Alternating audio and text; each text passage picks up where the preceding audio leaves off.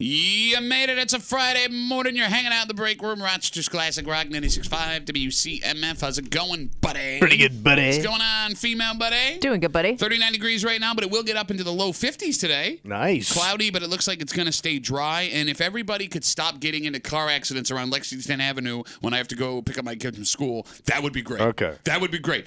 How were there 3 accidents at the exact 3 times I had to go Same out? spot. Same spot. Same spot. They're going to fix that spot. There was like a 5-mile line traffic jam on 390 North yesterday. No kidding. Around rush hour. It was absolutely insane. And if you were in it, you know. People start driving up on the shoulder.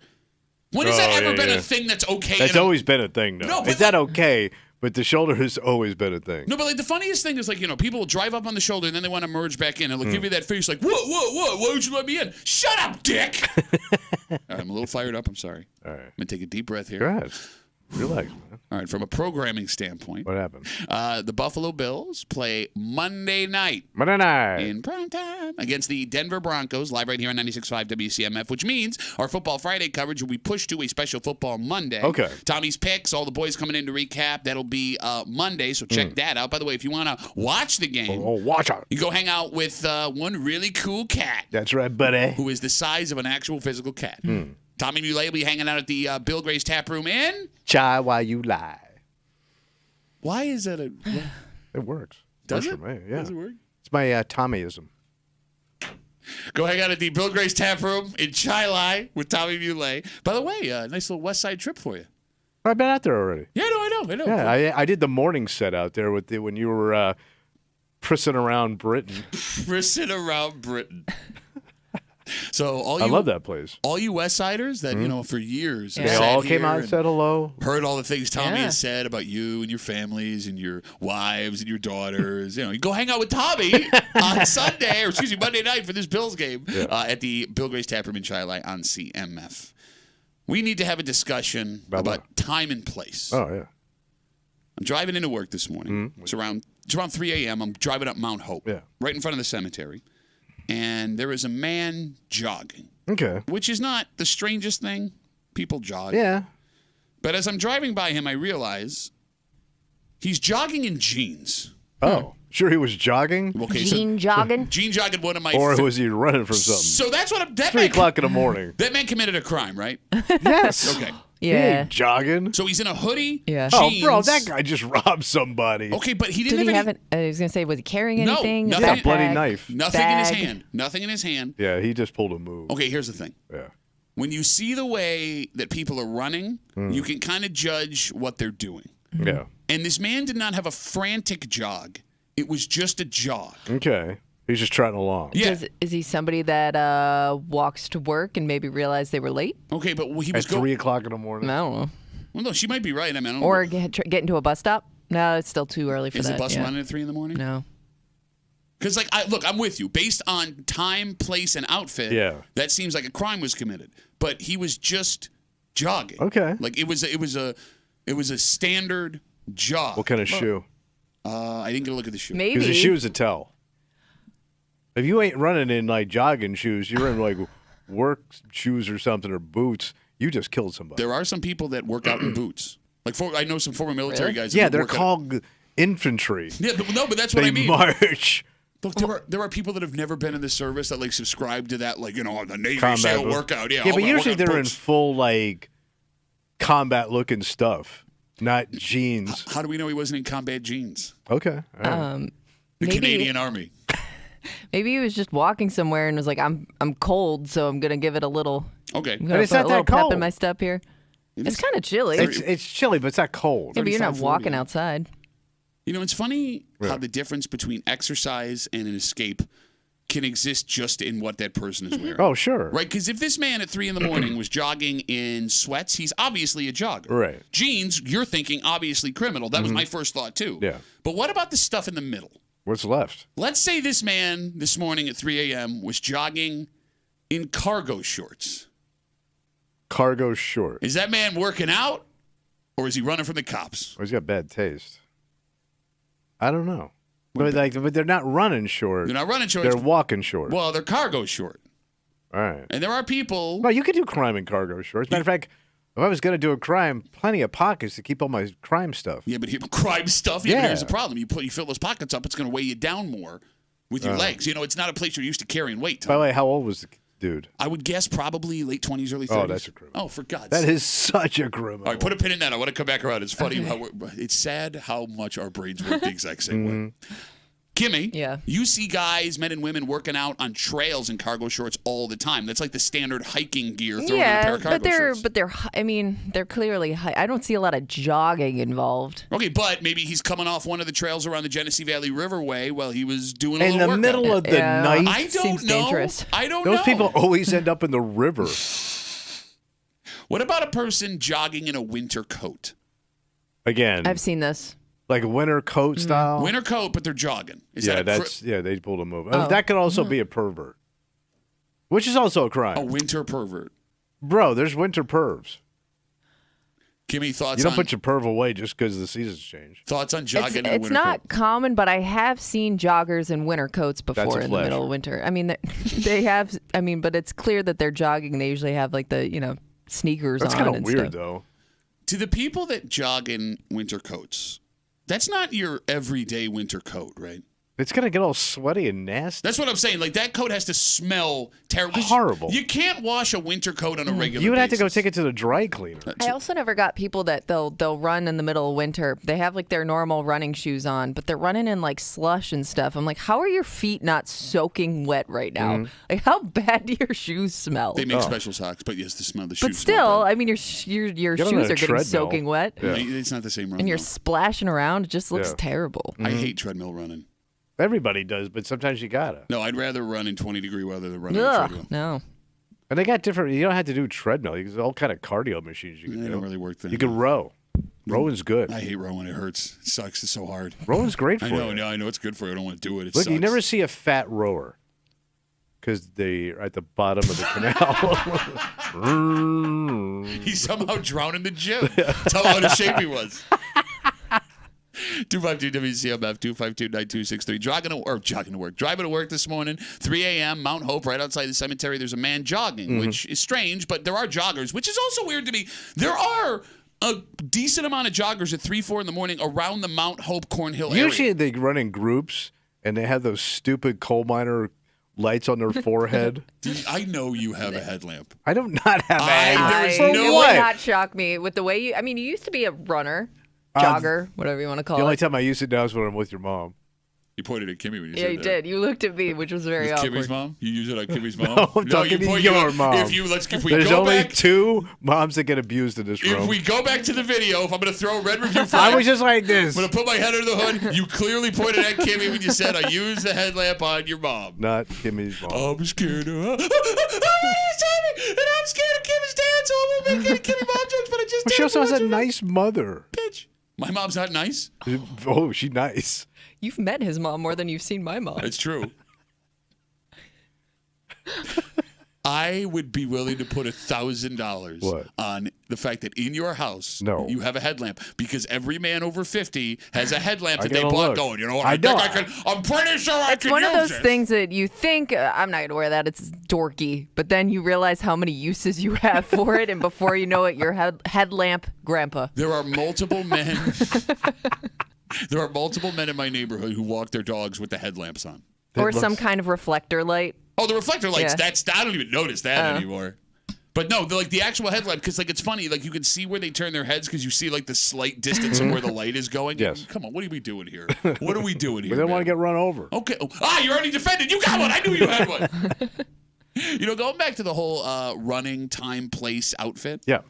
You brought it up a second ago. Age also plays into what you think about Sure. this person. For example, no matter what they're wearing, if you see a 17-year-old kid running in dark, Yeah. you assume that kid is up to something. Yeah. He's a hoodlum. Okay, but that's dumb. No, it's probably 90% of the time I'm right. Based- 3 o'clock in the morning, 17-year-old kid running. Well, why? Why? What if that kid is getting a workout in before he's going Yeah, to oh, school? he's working on something. Workout. Yeah, I mean, You're 17. Go to school and work out. They got the everybody gym that there. everybody that wrestled listening, you got up at 3, 4, 5 o'clock in the morning. How going many around. wrestlers do you think I'm going to run into at 3 o'clock in the morning driving to work? I don't know. Depending None. on your town, Spencerport, Hilton, Fairport. It's big in certain Victor. districts, yeah. massive wrestling programs, Hilton. Well, I don't go those ways. My car don't go over. My car don't work that way. I mean, but it's funny because, hell, if you see a 16, 17-year-old walking through your neighborhood at any time of day or night, you assume they're up to no good. Probably a case in a joint. Okay. Yeah. So that kid never had a chance. Oh, of course not. So then don't sit here and be like, oh, you know, he's not wearing a headlamp. It's clearly dark outside. It's very dangerous. Kimmy, are you conscious of what you're wearing when you're working out based on what you look like? Like, because you run every once in a while. Like when the pizza shop's about to close. Yeah, I am a little bit, I think. Are you for fashion sense but not or for really. how people It's think? it's just more just I just don't want to. I don't want to stand out. Does that make sense? I'm gonna wear like the most base thing, so I'm just. That makes sense. You're a very base dresser. I don't mean that mean. You're just very. You don't flash. Okay. You're like no flash, low cash. No, I don't mean that in a bad way. I'm just gonna keep talking. No flash, low cash. No, I wear like the most. Yeah, I don't want to dress for fashion when I'm running. I just want to blend as a runner. You're grabbing it out. So you're not one of these people that wants to make sure their like workout outfit matches. No, I don't know. Because that's like a new thing. It is, and I always assume that those people. I mean, a lot of the times you'll see people like you could tell they just went and bought brand new stuff for the gym. You talking about like the Lululemon and you don't see them stuff? very long at the gym. Yeah, I mean the Lululemon would be like Very the highest top-notch, end. Yeah, right? but no, like it goes all the way through. Like their patterns match, their colors match. You know, the pants and the top or the short and the And there's it's all like about layers. fashion. All right, Yeah. There's like layer, like even like the pullover hoodie matches. Yeah. But what is that going to cost you to just sweat? it's- if you're talking expensive. if you're talking Lululemon, like those sweatshirts. Hundreds of dollars if you put the, The whole outfit together. alone is probably like $300-400. You could buy a nice suit for $400. Yeah, Why you're would you right. work out in that? That'd be pretty cool. No, it would. You want to talk about looking like a psycho running in a suit? At 3:00 in the morning, down Mount Hope with a suit and tie on. You're reservoir dogs now. All right, we have a dynamite. Don't run in jeans because Tommy's going to think you're a criminal kind of break room for you here on CMF. It's Friday. You know what that means. Oh, we going to creep it out, buddy. That's right. Creep kept coming at you just after 7 o'clock. And we are now, let's see, 23rd, less than 2 weeks away from Thanksgiving. God damn. I know. Isn't it insane? Yes. So if you haven't yet, you got to get your, what's what I'm looking for? Everything. Yeah, well, plans done for where you're going, what you're doing Get for your that bird. day. I mean, Tommy, standard is going to spend time with family. Mm-hmm. But we know based on studies we've seen, the majority of Americans prefer not to go spend Thanksgiving with their family. Yeah, how about that? And what's great is here in Rochester, you have multiple options. If you don't want to eat with your family, to go have an unbelievable meal. Oh, yeah. In fact, when you start looking at some of these places, it looks light years better than what your family is offering. Wow. So if I want to do that, can I just look at my family and be like, I ain't coming? What, I mean, like, say it? Well, how else would you get to these places? We'll get into it just after 7 o'clock here in the break room on CMF, plus a whole bunch more. But first, Tommy, Yeah, buddy. you are all about unwritten rules. Yeah, I think everybody is. You know. And you also think that you are the king of the grocery store. Bro, I know my grocery. So this study crosses your two strengths perfectly. Oh. Because, Tommy, we have unwritten rules of the grocery store that everyone should be following, which is weird because for the king of the grocery store you are, you violate the number one rule you should not There's no break. way. Oh, without question. Bro, I am so etiquette. We're going to... What? I'm etiquette. We'll get into it next to the break room. 96.5 WCMF.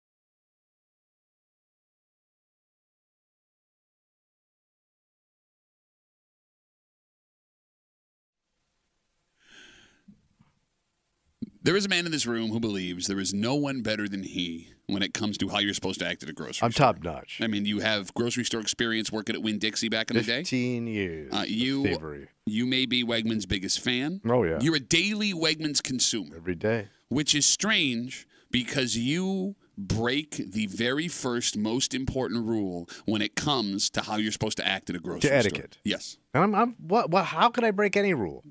You're hanging out in the break room, Rochester's Classic Rock 96.5. WCMF, just after 6:45. It is that time of year where you got to pinch pennies outside of Thanksgiving and Christmas any way you can.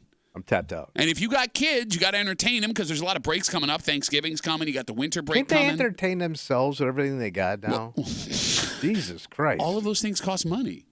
If you're looking to entertain your kids for cheap, we got the key for the you. cheapo. In fact, we got a bunch of ideas. The only thing that's wrong is all these things kind of suck. Well, anything is free sucks. Thanks for listening to WCMF on your free radio and on the free Odyssey app. It sucks. Or watching it on free YouTube. Brought to you by Three Heads Brewing. Three Heads Brewing, official brewery of This Is Free and It Sucks. I have in front of me a study done nationwide with grocery shoppers.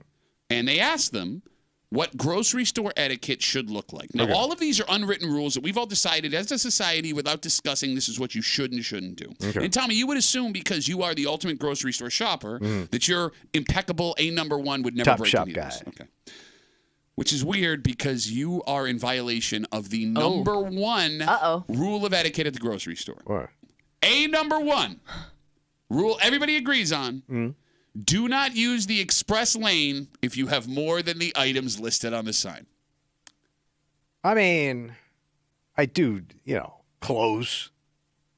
Close. Like, Yeah. Because usually it's, what is it, like There's a 7 and 35 15. or less? 7 and 15. Right. But what if some of my stuff is light? It doesn't matter. It's more than that item. But like picky, lighty, stuffy. What?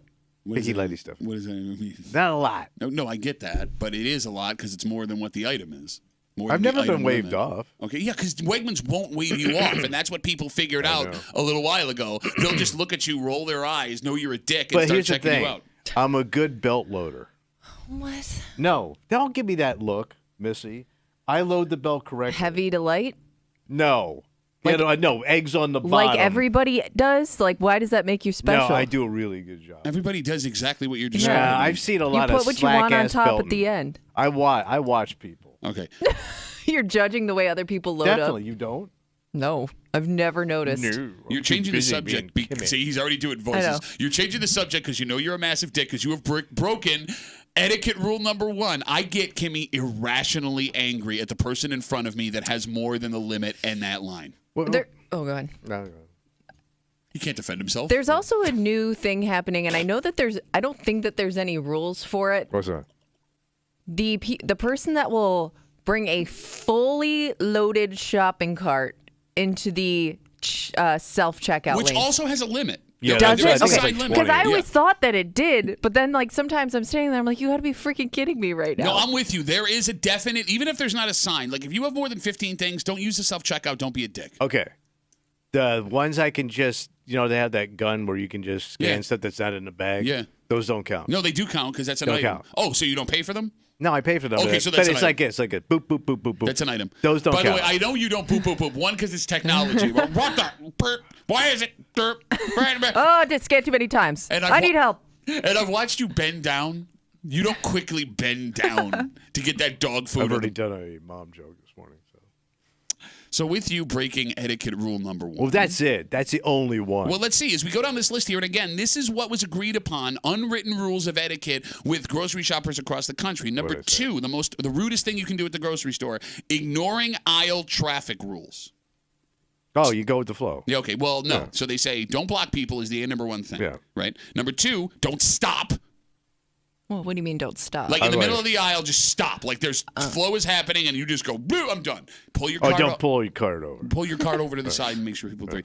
And the third one, or I'm sorry, they say don't change direction suddenly, which is something that nobody subscribes to. It is amazing the amount of people I've been stuck behind a Wegmans where all of a sudden they'll just like, I'm going to K-turn. Pivot, yeah. Right, Or do that Batmobile. Yeah, you're up on 2 wheels in your cart. I can see your eggs clearly teetering. But the funniest thing here is they say in this ignoring aisle traffic rules, don't do it. The simple rule they give, if you wouldn't do it on the highway, don't do it with your cart. Oh. Stay to the right is what they say. All right, so American Standard Driving Rule.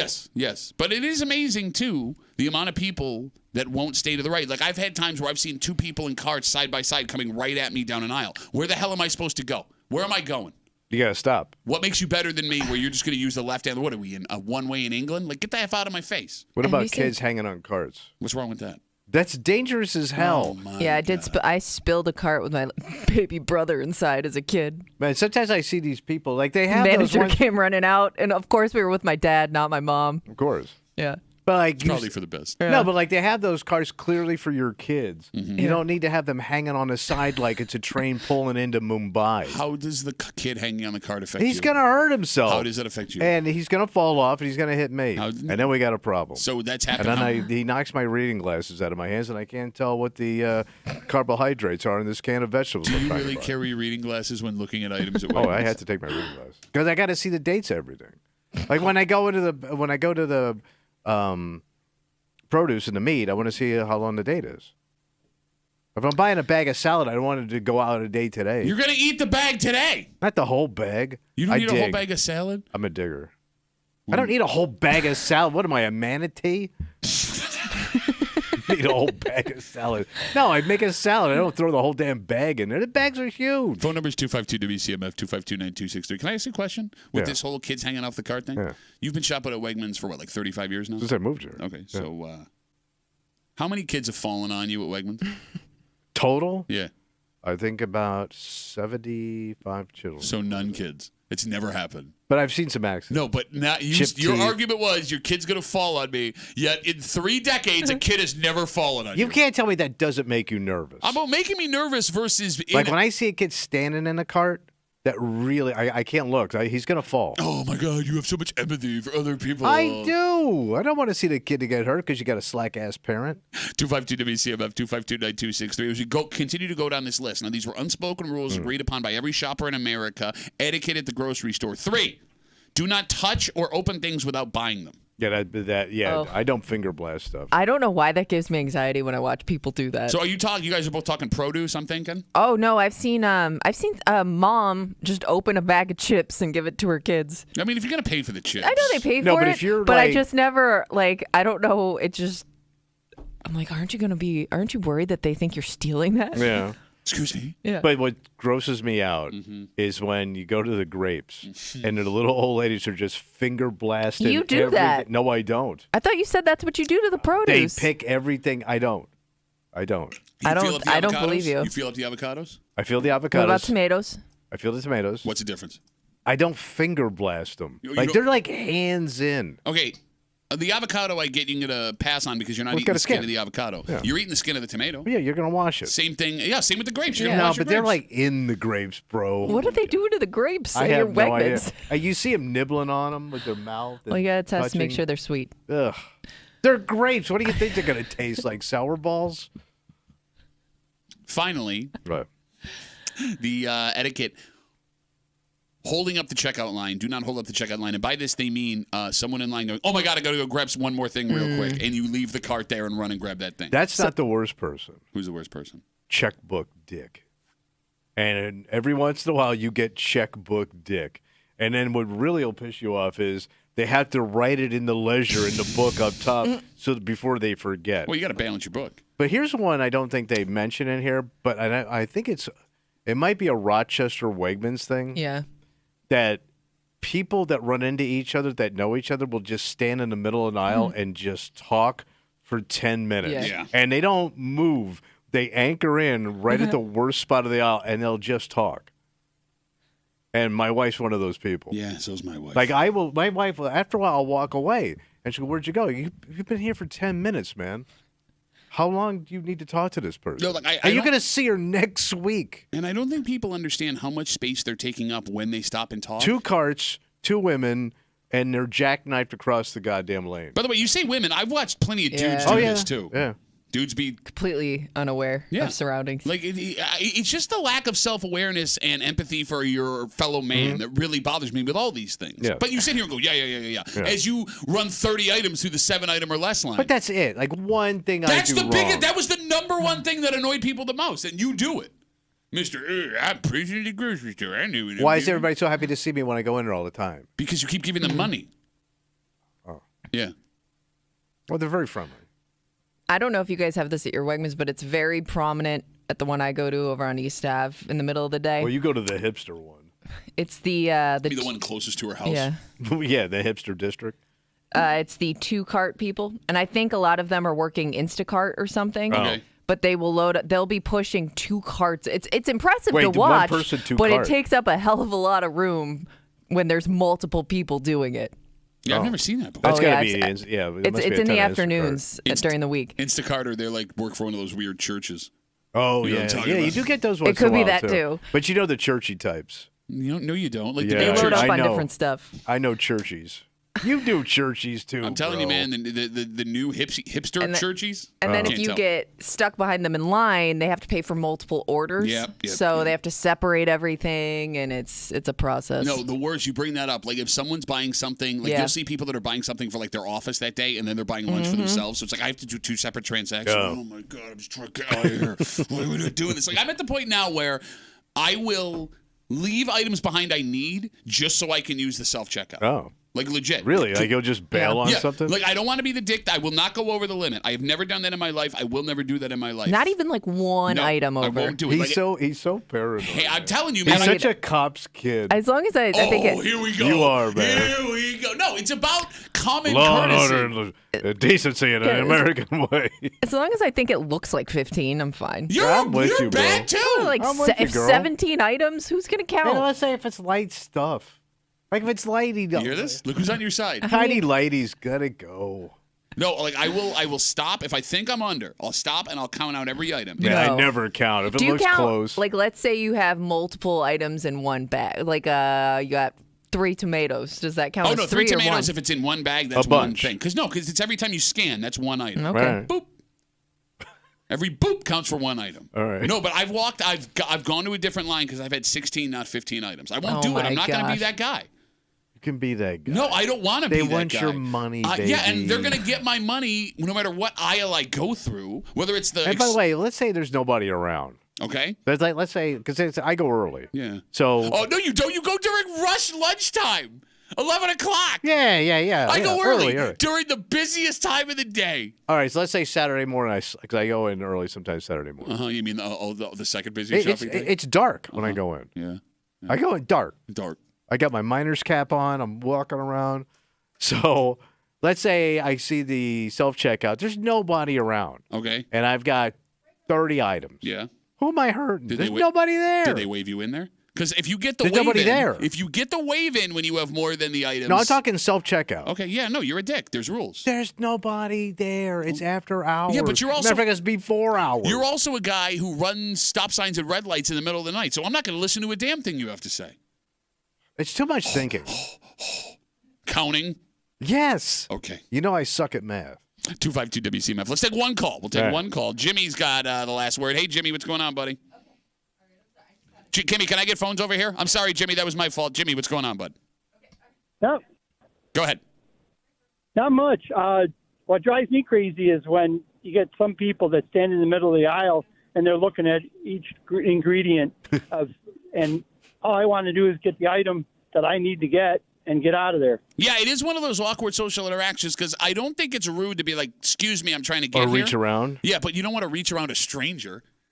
Yeah, no, it drives me absolutely insane when they sit there and take about 10 minutes to, I don't know which one I want to pick yet. And it's like, I already know exactly which item to grab. Just let me grab it because I'm one of those that get me in and out of that place as quickly as possible. Bro, I'm with you. Jimmy, and it's funny, too. Based on the item, you'll get different levels of anger, right? Because, like, if they're standing in front of the pasta looking at everything, it's easy to get to that pasta. There's, like, 1,000 boxes of every pasta there, right? But, like, if they're standing in front of, like, the can of olives, there's one row of can of olives. I got to get to the olives.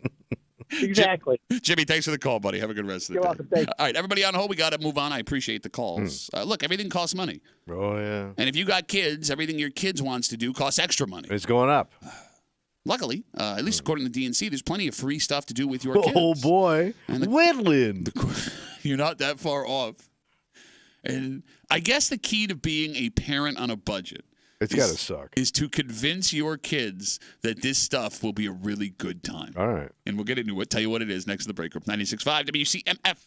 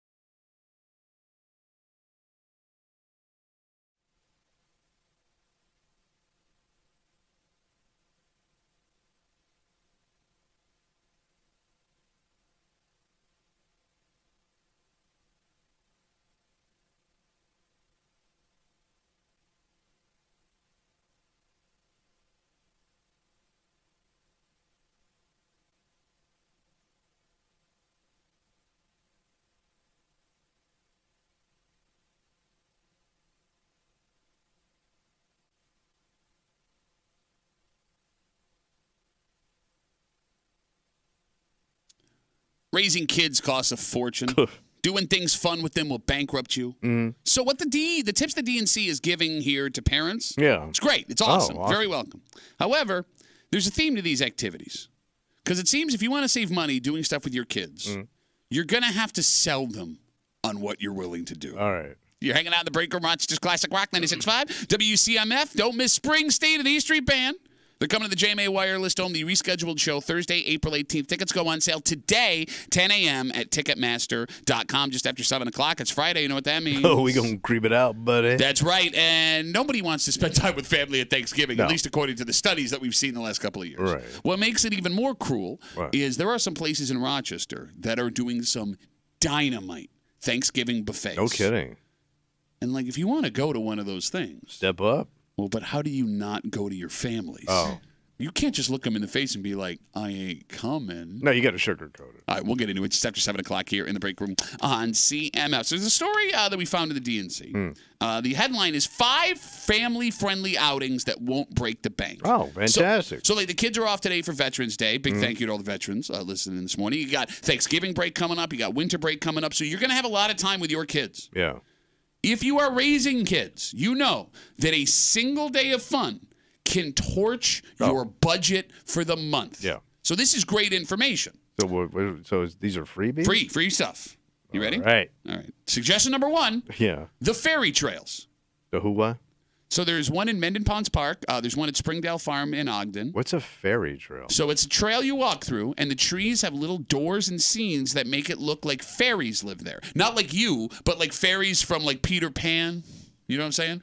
Like there aren't zip-up boots and fennel.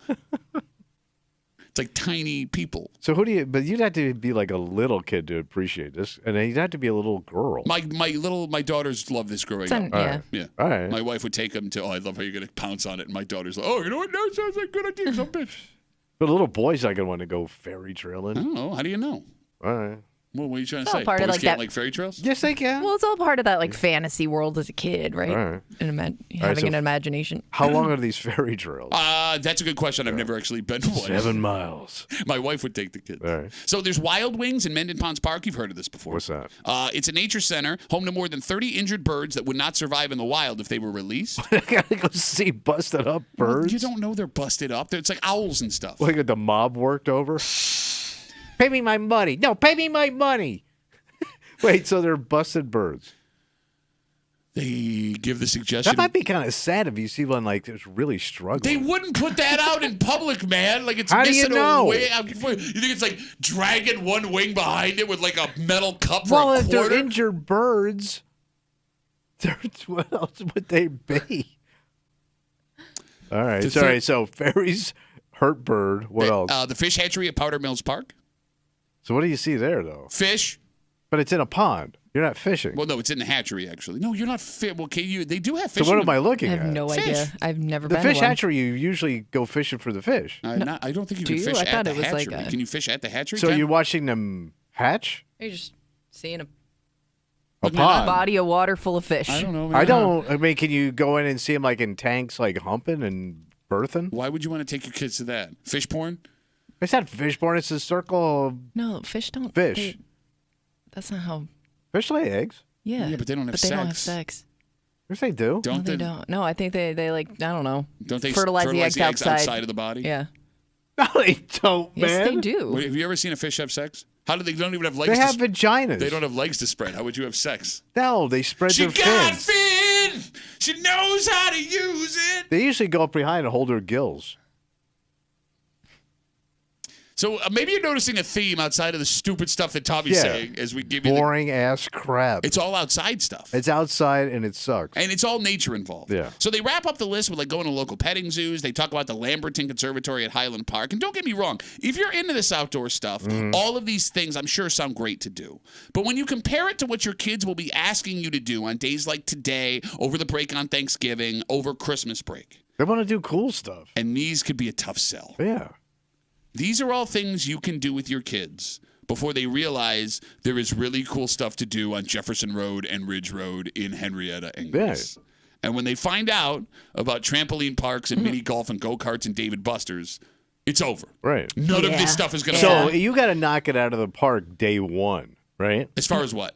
Because if you do the first thing and it sucks, they're not going to want to do any of the other stuff. So the Oh, first, you mean with the stuff we're suggesting yeah? here? So Yes. like you got to knock it out of the park to kind of get them interested. Yeah, I guess I think you could do all those things once and paint it to be like a different thing than the last. But Half yeah, dead once sparrow, son. Got hit by a semi. Didn't see it coming. I don't know though, because there were some kids that did you grow up with like some kids that like they were just really into nature because their parents took them out to do all those things, Yeah, and those that's what kids they. were- those kids but were that's what kinda they weird. became Hated those interested Those in. kids were really weird. Like they were really skinny and they always wore cargo pants everywhere they went for some reason. Like they had nothing but LL Bean outfits. They had oddly curly hair. You're getting very specific. Am I No, but wrong? like- but- Did every one of those outdoor I kids remember had oddly curly hair. shockingly oddly curly hair? And when you went over to their house to eat, everything was like portion control. yeah, yes. Everything was He's like right. portion control. Like, hey, you want some potato chips? they're Here's an healthy. ounce. No, but That's like if they had potato chips. No, I I distinctly grew up remember. Sicilian, man. There is no bottom. I distinctly remember going to one of these kids' house and we had Portion control. There was a box of macaroni, Kraft mac and cheese, and it says serve 3. Yeah. Right. And the 3 of us, the 2 kids and me, got a serving of mac A and scoop. cheese. Yeah, fat 11-year-old me. Like, what are I we usually doing? eat here? a whole box. No, but even me as a kid, like you just ate till you dropped. 252 WCMF. We're talking about this article in the DNC. 5 family-friendly outings that will break the bank. All Right. of these things seem like they're free or almost no money. Right, number trees, birds, fish. That's it, yes. And there might be another problem here as a parent taking your kid to do this stuff on break to try and save money. If you aren't a nature person, even if your kids would be into this, it's going to suck. Yeah. The dirty little secret about family fun days with your kids is that mom and dad also want to have fun. Yeah. Like my wife, for example, she loves nature, and I've done most of this stuff on this list. And I didn't enjoy it. But my wife did. Yeah. So she had a good time. Like seeing an owl is cool for like 17 seconds. Yeah. There it is. Right? You ever spend 2 hours looking for fairies? No. That's not what I heard. Well, Miami was different in the 70s. Kimmy, the stuff that costs money, Yeah. dads actually get to enjoy. Yeah, because it's action. It's fun. It's stimulating. Yeah, like I get to play mini golf. I get to ride go-karts. And it's immediate. The payoff is immediate. That's Yes. why you get charged so much because you don't have to wait around. Yeah, you're right.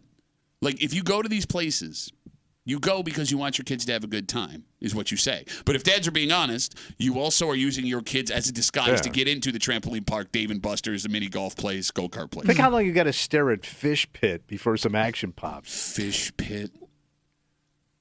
Come on, she she wants it. Let's get it over with. You were saying, Kimmy? I was just gonna add another one to the What? using your kid to get in to have fun list. Trampoline park. Yeah, I said trampoline. Oh, okay, Yeah. sorry. Yeah, no. Trampoline Yeah. park. Although I am getting to the age where I'm now scared of the trampoline park. Where Scared of injury. Yes, 5, 6, 7 years ago, I was all about the trampoline park. Trampoline park Yeah. scares the hell out of me now. All right, I've fair. seen too many videos on social media of, Yeah. adults with Yeah, you don't ankles even going have to try sideways. to do anything special. Yeah. It's gonna suck for parents is if we have a dry winter. No snow, no Yeah. sled, no outside fun. It's just cold. If it's just cold and muddy, Yeah. you're screwed. No, Yeah. you're right. Like No snowman building. a lot nothing. of time can be taken up by one of those like $10 Sledding. plastic sleds. Yeah. I mean, you got to pay for all the snow gear, which sucks. But you probably have most of that stuff. Okay, so here's something I'm learning. That's a What? fun fact. My kids are outgrowing all of their stuff every year. Well, they're at that age where they're shooting. Yeah, up, they're just growing tall. But like your oldest probably doesn't care about sledding. She's a teenager. Well, yeah, until our friends want to go Yeah. sledding. And now Yeah, I you gotta still go do it as a teenager. Like I remember, Kim, we were going sledding in high school. Night yeah, sledding. but you were poor. That's how you went to school. That's how everybody got hurt. Everybody went night sledding in high school. Frisbee Hill, the old dump out in Yep. Greece. He's not I'm kidding. not kidding. Wait, you And sledded you on go an down actual the dump? side of the hill that you're not supposed to go down Yeah, to. yeah, absolutely. Why else would you go? Yeah. Yes. Dead man's run. One that runs into a bunch of trees. Frisbee Hill is an old, what do you call that, landfill. Yeah. Oh, okay. And now kids go sledding on it, and I probably have all kinds of cancers because Probably, of it. yeah. Not good. But it's funny, like, as we compare the free stuff, Yeah. the Wild Wings in Menden Park and the fairy trails and the fish hatchery to the stuff that kids, like, traditionally want to do. Kimmy, it's why places like that never close. Because Clubhouse Fun Center has been open for decades in 2 locations. Is that a go-kart joint? It's go-kart and mini golf and an arcade. All got of everything. it. Horizon Fun Effects, the roller rink arcade, has been around. Has that been 40 years for that place? Been around since I can remember. Yeah. And it's in It the hasn't changed. I mean, the concept's still the same. and it's also in the weirdest location ever. Like Yeah. the only time you drive past Horizon Fun Effects is to go to Horizon Fun Yeah. Effects. And it's dads keeping them in business. That's all it is. When it comes to things kids want to do, those businesses open and close all the time. Like kids' taste change, different things become cool, kids get bored. But the reason family fun centers stay open forever is because they are dad magnets. And it's one-stop shopping. You got all those choices, right? And I can just cut my kids loose in these places and I can go do my own thing for 2-3 hours. I mean, it is great. Like these trampoline parks, the roller rinks, the mini golf, burn out that energy. Mm-hmm. Yeah. Well, they never do. No. Even on the trampoline? You think so. But then they're drinking like, you can't get icy. Sure. Yeah, it adds up fast. All right, so I guess the moral of the story is you can try. Come on, spring. Well, no, because then there's breaks in spring. No, but at least the weather starts breaking. So what? I don't know. Figure it out, kid. Get all outside to play with. I cannot wait until your grandson is 5, 6, 7 years old because I'll see you at the trampoline park. I'll see you at the mini golf place. Ooh, what happened to just letting him outside? Go, kid, not my problem. You're lucky you got out. We didn't have outside like this when I was a kid. Everything was inside. It's Friday. You know what that means? We won't creep it out. That's right. We got a creep cap coming at you. And, Thanksgiving is now less than 2 weeks away. You probably have your plans set. And if you're going to see family, based on the numbers we've seen the last couple of years, you're not happy about it. Right. Nobody wants to go spend time with family anymore. What makes it more cruel is that there are dynamite Rochester restaurants that will be offering top-notch gourmet buffets on Thanksgiving. If you want to partake in one of these things, you have to find a way to get out of that family Thanksgiving, and that is where the problem lies. You just gotta have, you gotta have no soul. We'll get into it next to the break room. 96.5 WCMF.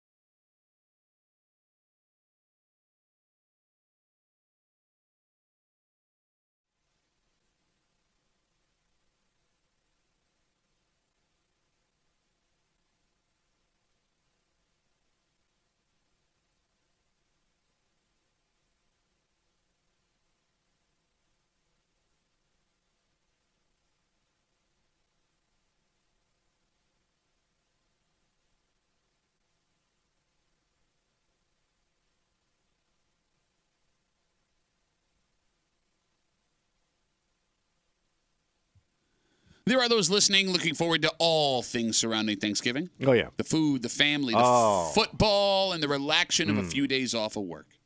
There are others, however, who see that family time and immediately tense up. You don't want the drama, the headaches. You want the meal, but without the potential family stuff. For those people, we have great news. What's the great news? If you have the balls to do what you have to do to get this done. Just got to step up. You're hanging out in the break room, Rochester's Classic Rock 96.5. WCMF, we'll get to that in just a second, but it is Friday. Yeah, buddy. Tommy is a disgusting son of a bitch. You are welcome. We take all the gross things Tommy said all week long. We run it back for you. Call it the Creep Cap. Happens now on CMF.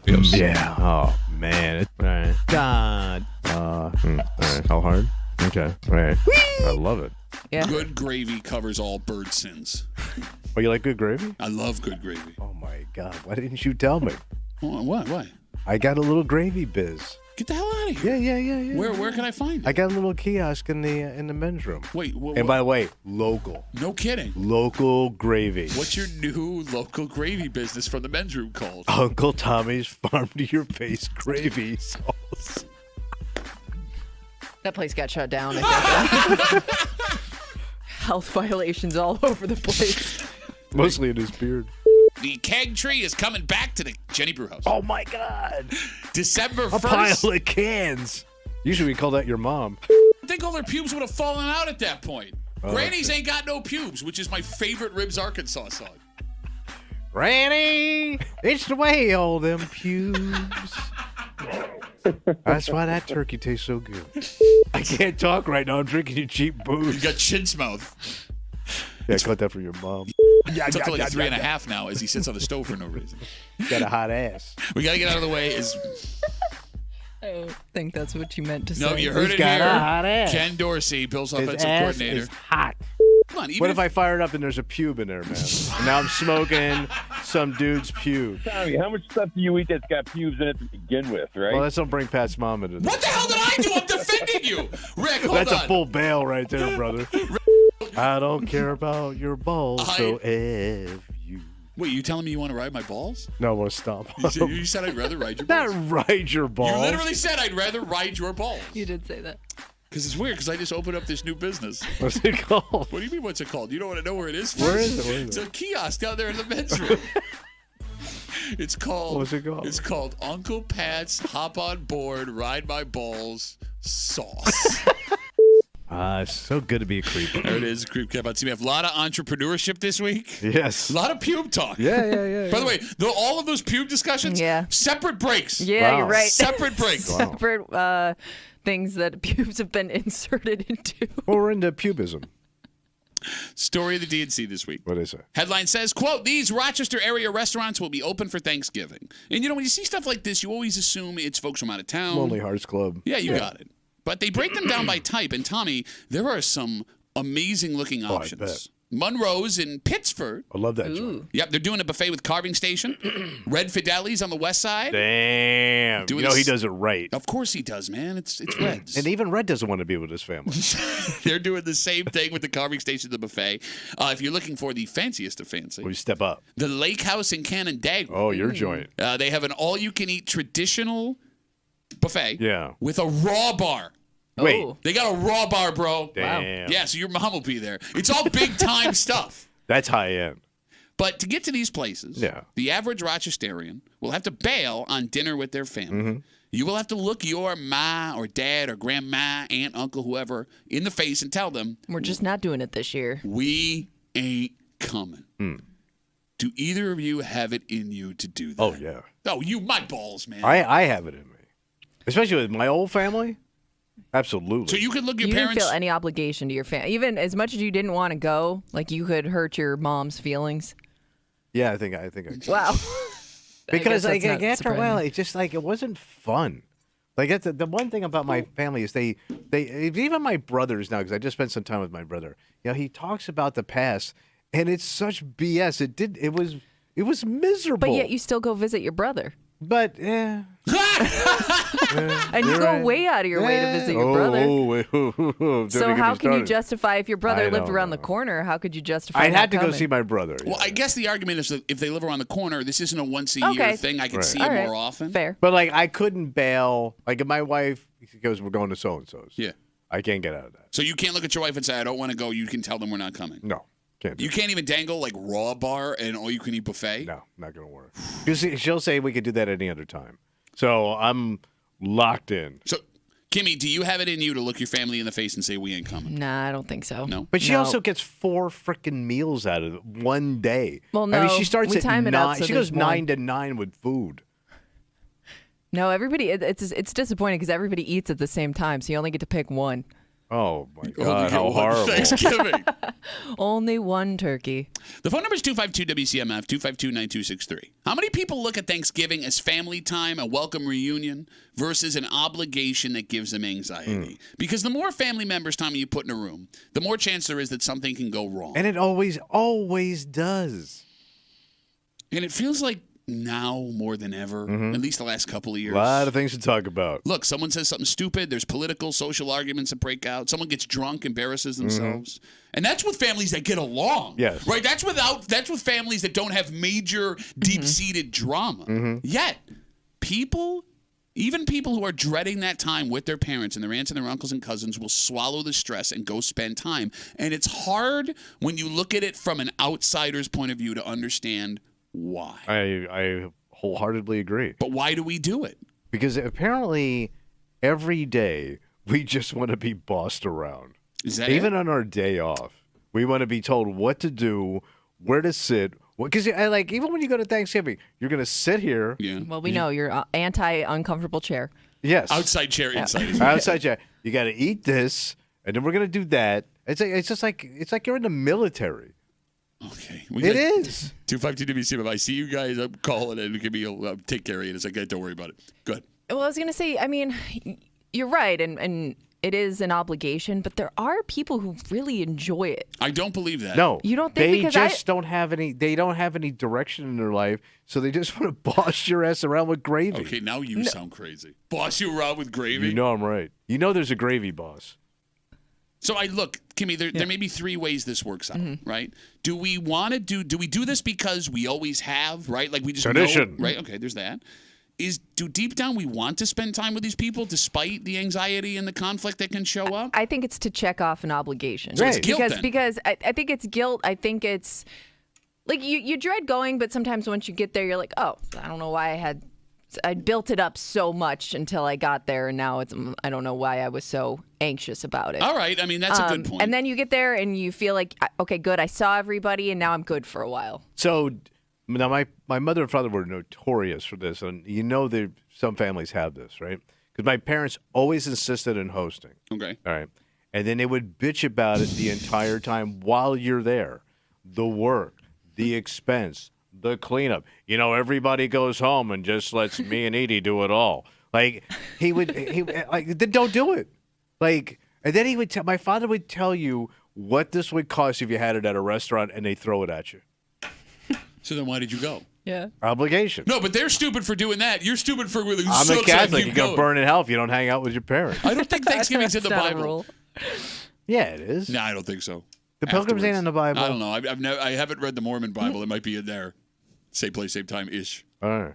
252-WCMF, 252-9263. Talking about the story in the DNC. The headline, Rochester area restaurants that are open for Thanksgiving, and 3 of the options look unbelievable. Monroe's in Pittsford, buffet with carving stations. Red Fideli's doing the these are same all thing. Killer. Out in Canandaigua, the lake house. High-end uptown, baby. Bro, you eat. That's top shelf. Traditional Thanksgiving buffet with a raw bar. Damn. But what makes knowing these places in Rochester will be cooking and cooking well makes it that much harder to go deal with family sometimes because there's a good chance, if we're being honest, that the places, just the 3 places we mentioned, the food will be way better than the stuff your family's making. It's all pro.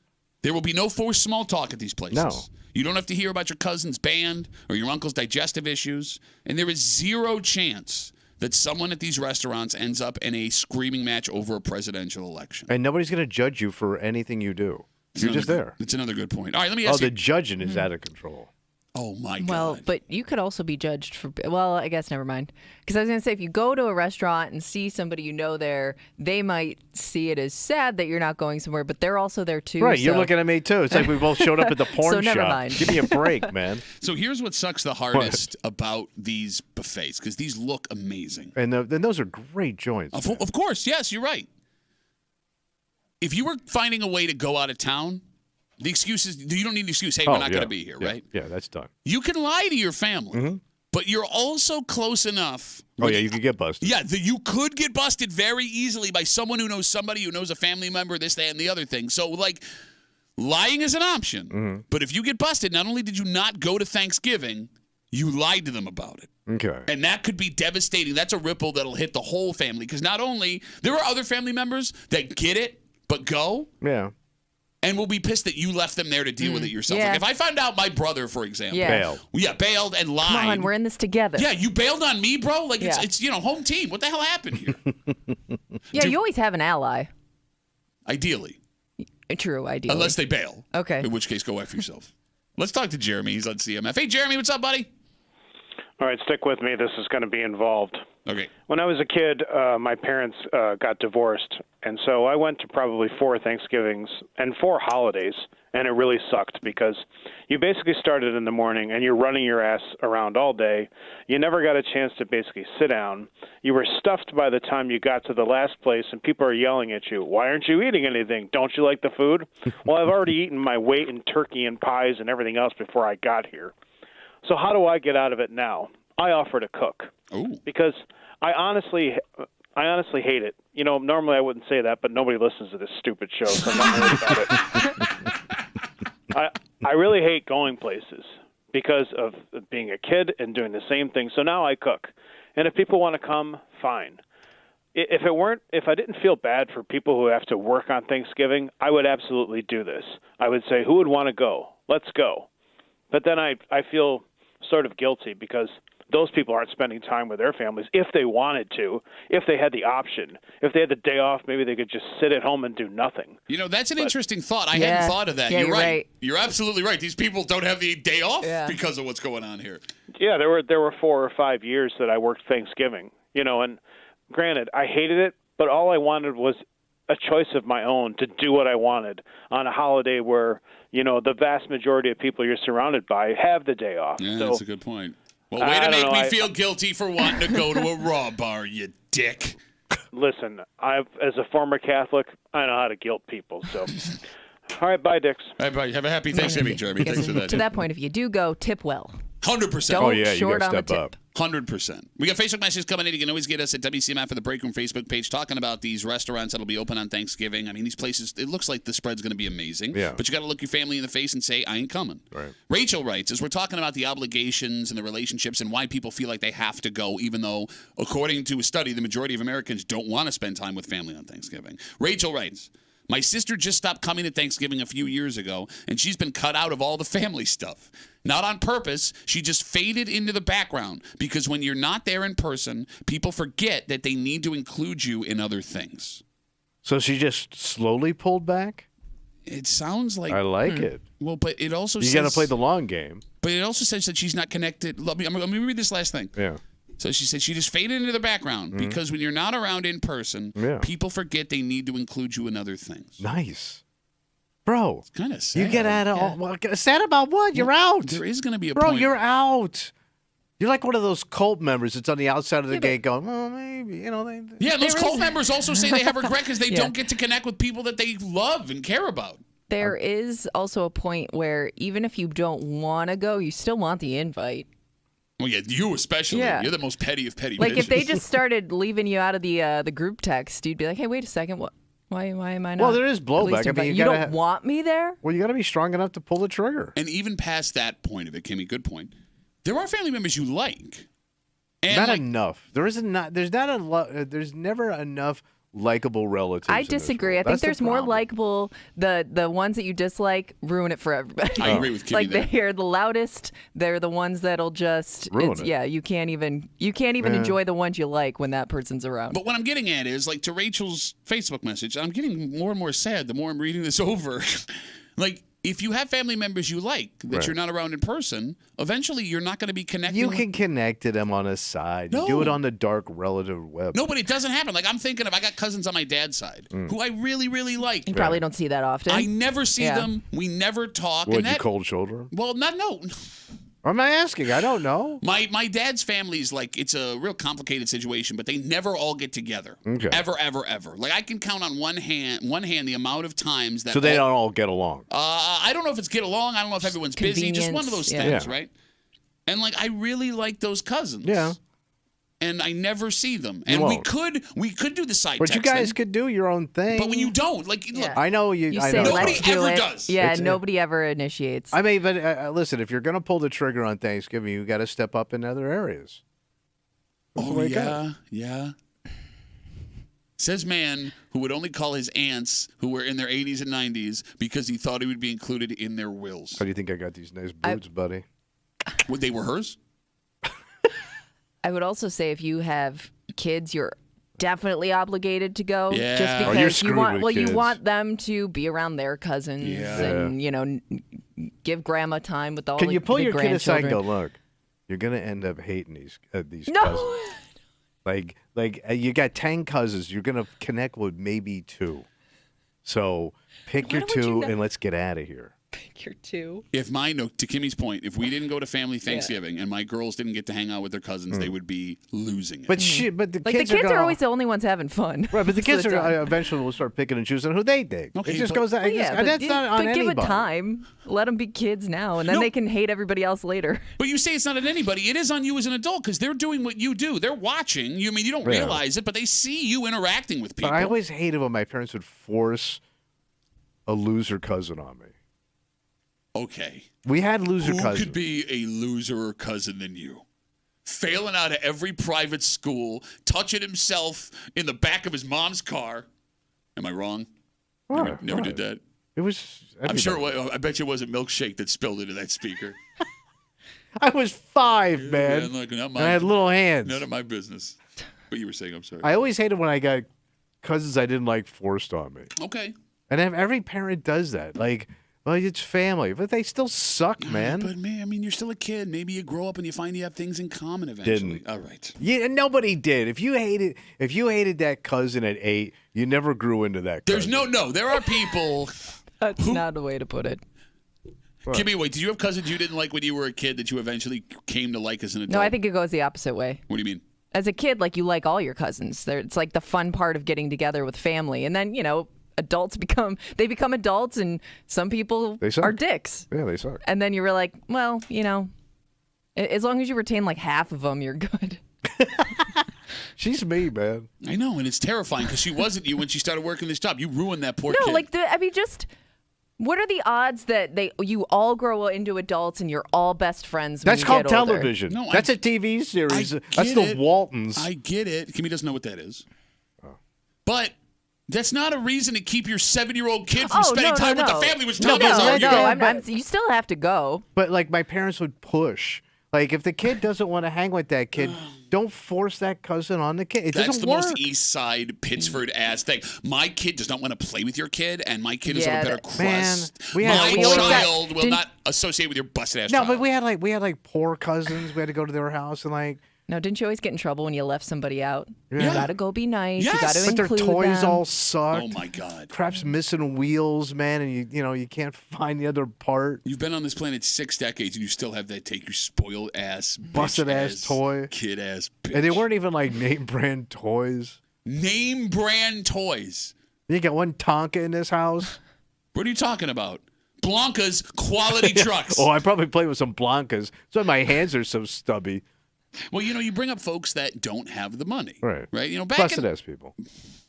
Poor people. it's the perfect transition because for decades and decades, folks who lived in these, you looked at most people as busted ass poor people. Poor people. But as things have changed and homes have become ridiculously expensive, What's going on? the sales of these have skyrocketed. And it is an affordable place to live. Well, have they stepped up the technology? I mean, here's the thing. The technology actually the last 20 years has been really good. All right. I mean, I don't know how many people have walked into one of these things before. Yeah. It's not what you think it is. But although this is an economical option, although these are easier to get than homes that are being built or on the market right now, Okay. there would still be the connotation of having to tell people you live in one of these. The hell is it? I'll tell you what it is. We'll do it next in the break room. 96.5 WCMF.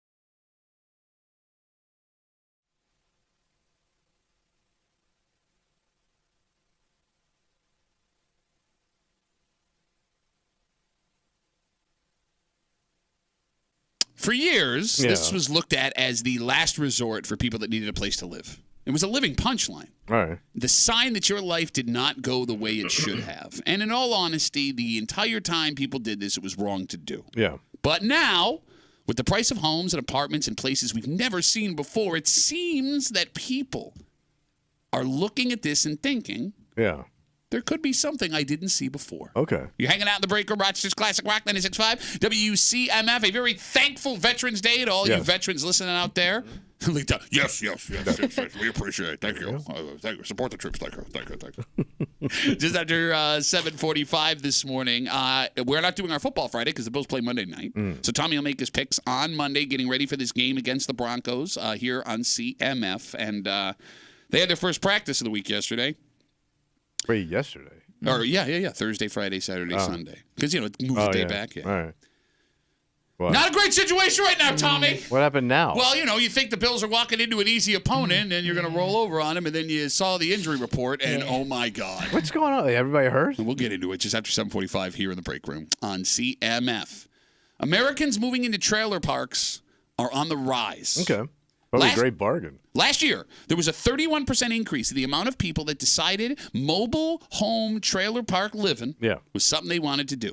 As of 2021, the last time they did this study, 17.7 million Americans live in a trailer park. That's about 6% of the population. All right. But in the last 2 years, with the jump in sales, that number has to be way higher Could be than 10%. it was. Yeah, it could be. Now, Tommy, when you look at it from an economical standpoint, it makes perfect sense. Oh, yeah. Home prices are at record levels. Those home prices have driven rent prices to record levels. There you go, buddy. And people need a place to live.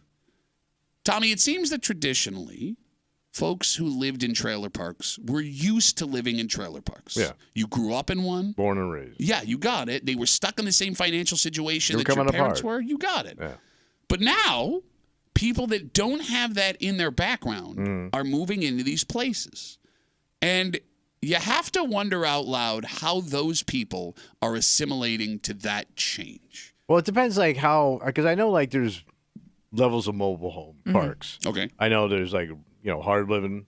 And then there were places in Florida, right next to my parents' condo, there was a trailer park that had a marina. But I always assume those places are retirees that just wanted a small place. And Downsize. Florida's there's joints in Florida that have golf courses and they're really nice. But there's also ones that are it's poverty. I mean, in this, It's you're on the you're down and out. in this study, I look at this and I see people Yeah. Kimmy's age deciding Yeah. this is the only thing I can afford to do right now. I think it kind of goes hand in hand with the rise in the popularity of tiny homes. I mean, it's just a rebranded version of a trailer, You're right. essentially. It's an updated, slightly nicer, maybe a little bit bigger version of that. And I know a lot of people, I've gotten advertisements on social media for these. You pick out a tiny home and they deliver it to wherever your property is. Which is funny because if the people direct marketing to Kimmy could see her husband, they Yeah, would know they what didn't the have to. cause. Yeah. He Yeah, would be click- wearing that house like a shirt, his hands outside the Gulliver's window. Travel. I clicked on a tour of one of them once, and then my algorithm was just filled with them after that. All right, so the phone number is 252-WCMF, 252-9263. Are there people listening that have decided to make that move into a trailer park? Are there folks listening right now that have looked into it? Because, Tommy, according to the U.S. News and whatever, What did I say? the cost of a single-wide trailer in our region, because it changes based on region. So that's the base one. You got it. Is around $93,000. Wait. A mobile home? Yes. That makes sense. That's the cost of the actual home. Yeah. The single wide. Single wide is around the is average. 93. Now Yeah, it says man. the average cost Holy $93,000. crap, I thought you could get those things for 20 grand. No, bro. What world do you live in now? The one where they sell trailers for 20 grand. Okay. You got to be kidding me. What other dwelling can you get for $93,000? For under $100,000. I'm shocked. A double wide will run you between $140,000 and $150,000. Holy Christ. With delivery and setup, when all that's said and done, You're looking at $200,000. Yeah, between $140,000 and $200,000, which sounds like a ton. But Tommy, that is your place. Yeah. Better be my goddamn place. No, but I'm saying you. But you don't own the it. property. Well, it depends on where you're. That's why you got Yeah. wheels. God, I didn't realize they were that expensive. To your point, on top of the cost of the home, and I see you guys 252-WCMF. You're paying rent on the lot that the home is on. Right. And that's usually far less expensive than what you pay for an apartment. But considering you bought the home and you're still paying rent monthly on where your place is, Is it worth it? Do they hold their value? Do they? No, they don't. That's what's So they tank. The biggest negative to a mobile home is they do not hold value. Well, that sucks because if you sunk that into a house, at least you get some equity out of it. Okay, yeah, but we're at the point, like, okay, you're thinking like a boomer because we're at the point. Thank you. We're past equity. All right. We're now at, I need a roof. So how are they in the wintertime with heat? That's a good question. I don't know. Because they don't look really well insulated because they're tin. Well, but they're, okay, you're thinking old school. What are they making out of now? Okay, so my wife grew up in a trailer park. Yeah, but she grew up rough. Oh, she did. And the first time I went to meet my mother-in-law, we stayed in her trailer. All right. And I have to be honest with you, it is was way nicer than I thought it would be. Okay. Now, I know. Oh, I've seen some dynamite-looking trailers. Tommy, this trailer was nicer than the home I grew up in, which isn't saying much, but Right. So it did have a roof. I anticipated walking in this place, Vegas, outside where they tested the atomic bomb. Someone moved an RV out there, and that's where you lived. And it looked, if you were in the inside, you wouldn't know it was a trailer. Right. It looked like a ranch home. And I think they do that by design. Absolutely, yes. But when people ask where you live, you have to tell them, Shady Acres Mobile Park. Right. And is that negative connotation Oh, sure it does. enough to keep people away? Apparently not, because Or they're is on it the. becoming the norm? I don't know. I mean, it's a weird world, Kimmy, where millennials and Gen Zers are looking into buying mobile homes because that's all they can And they afford. just are happy to have their own space and own something. Are they? That's the question I'm asking. Is this a look at what I've done, I'm It's a proud good of myself, question. or is this a this is what I had to resort to? Are we going to start I don't seeing know, like though. hipster trailer park?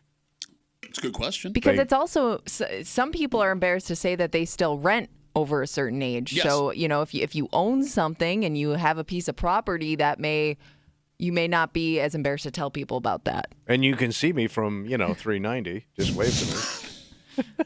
252 WCMF 252-9263. The cost of trailers in trailer parks, or excuse me, the people are buying trailers more than ever in American history. It makes perfect sense based on the cost of homes and cost of rent. Tommy was astonished to find out that in our region, a single ride trailer is around $93,000 average. Am I showing up with 20 G's thinking I'm getting a trailer? Hey guys, what, milk doesn't cost a nickel anymore?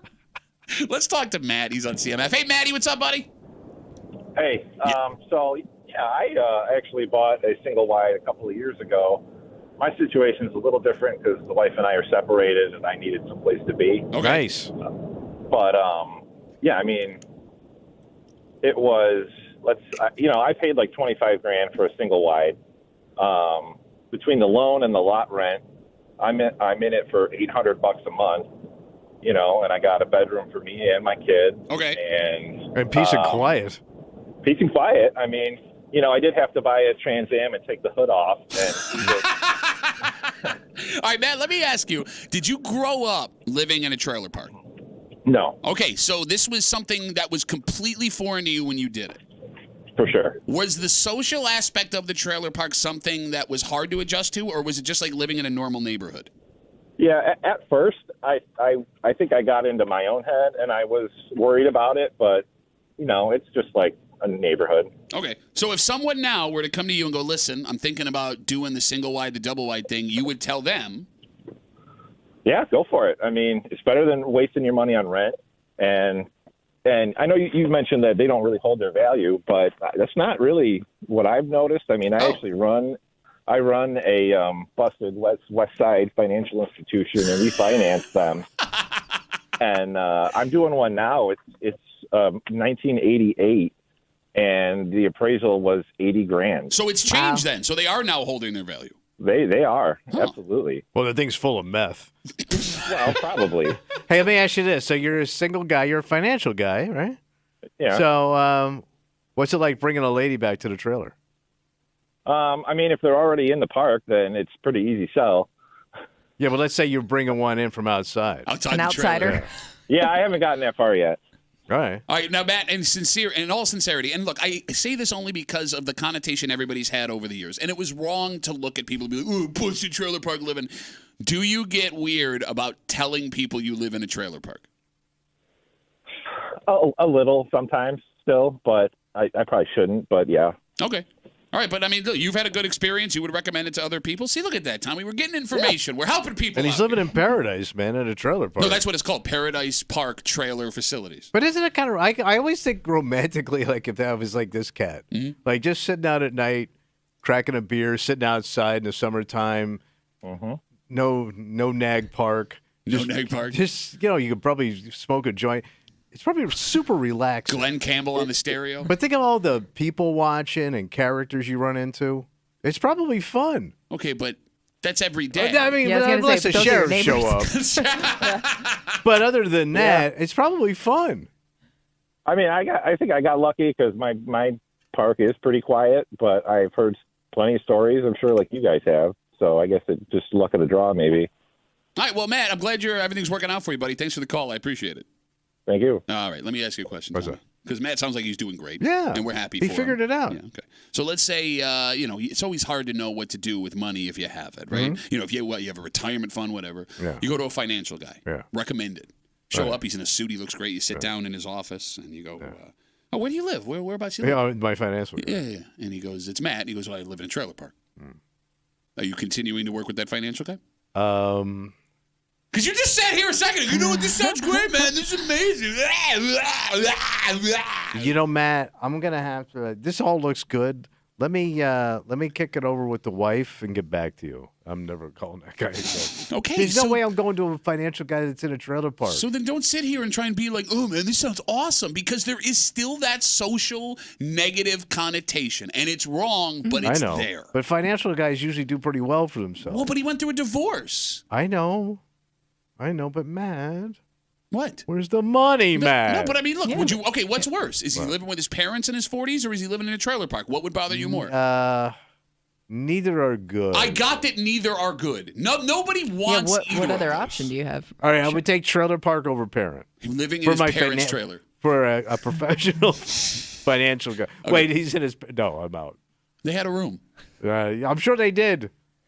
252 WCMF 252-9263. The sales of trailers, mobile homes, are skyrocketing over the last couple of years. Again, there was a 31% increase in the amount of people last year who bought them. In 2021, around 6% of the American population lived in a trailer. It's the last time they did this study. Tommy's right. It could probably be around 10% now. Yeah. 1 in 10 Americans living in a trailer, and it's all because of the cost of homes, the rent going up. Rent is too damn high. I hear you. Let's talk to Jacob. Hey, Jacob, what's going on, buddy?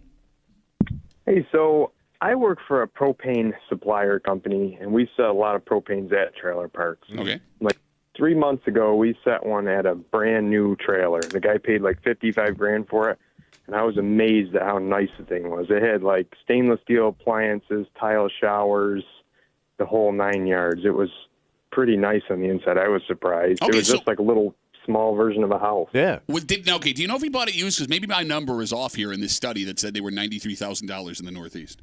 This was new, but I don't know if they got it like years ago and didn't put it on the lot or something. How was the park? Put a new one on. Was the park nice? The park was nice. This one was in like Farmington, so it was nice. My dad lives in a trailer park. The difference, he lived in an older park, and they were all rentals. And that place was a dump. Oh, because you don't love your dad. When they rent the trailers out, no. But when they rent them out, they attract a lot of, sketchy people.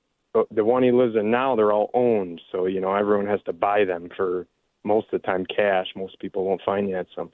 So it weans out the sketchy people. All right. So, Jake, do you own your own place? Do you rent right now? What's your sitch? I rent. Okay, you rent. So after having that experience in the mobile home park, would you be someone that would be interested in owning your own mobile home? Oh, yeah, for sure. All right. Yeah, I would. Jacob, thanks for the call, buddy. Park, obviously. Well, yeah, no, obviously. No rental. I hear those people are all sketch, Jacob. Yeah, that's true. All right, Jacob, thanks for the call. All right, so you got two guys that weren't of this world that saw the situation and went, all right. Okay, nice option. You know, it's funny. My grandpa, towards the end, my dad's dad, lived in a trailer park in Brockport. Okay. And I have memories of being like 6, 7 years old and going out and spending time there. And it was small, like single wide, wood paneling. It's everything you think of. In a trailer. Like, the bedroom was on one end, the kitchen was on the other end. You had to walk straight through the rooms. Well, yeah, you had to climb over all the Stars and Stripes magazines to get to where you had to go, right? And like as a kid, I didn't realize what it was. But like as I got older, it was like that scares me. Oh, like ending up? Like, to have a life. Yeah. to end up in that spot. Yeah. And maybe it's different now because the homes are different. Yeah. But, like, you're in a trailer park with a bunch of people in your 60s or 70s. You can touch both walls if you spread your hands out like that. But you're safe. You have a roof over your head. You're right. You're older. You're right. Your needs change. Sure. It's not ideal, but it's not the worst. Okay. I mean, you know what I mean? He was also by himself too, so you had like the lonely life kind of in there. Yeah, but he also for him. had peace and quiet. Except when his fat little grandkids came around wanting That's stuff. a terrible way to talk about my brother. What did he ever do to you? Let's take a break. So football Monday next week because the Bills play in prime time against the Broncos Monday night. Well, you're saying we got problems. Well, look, I think a lot of Bills fans are looking at this Broncos game and going, this is a walkover, easy game. The Broncos are not a good team, and that would be a fine take if it weren't for what we found out yesterday. Oh, God. Look, man, we knew this defense was already Who's left? Well, that's the exact question. Headless Joe? When you find out who, as of now, is healthy for this Bills defense on Sunday, it might change the way you look at this game, and we'll get into it. Next to the break room, 96.5 WCMF.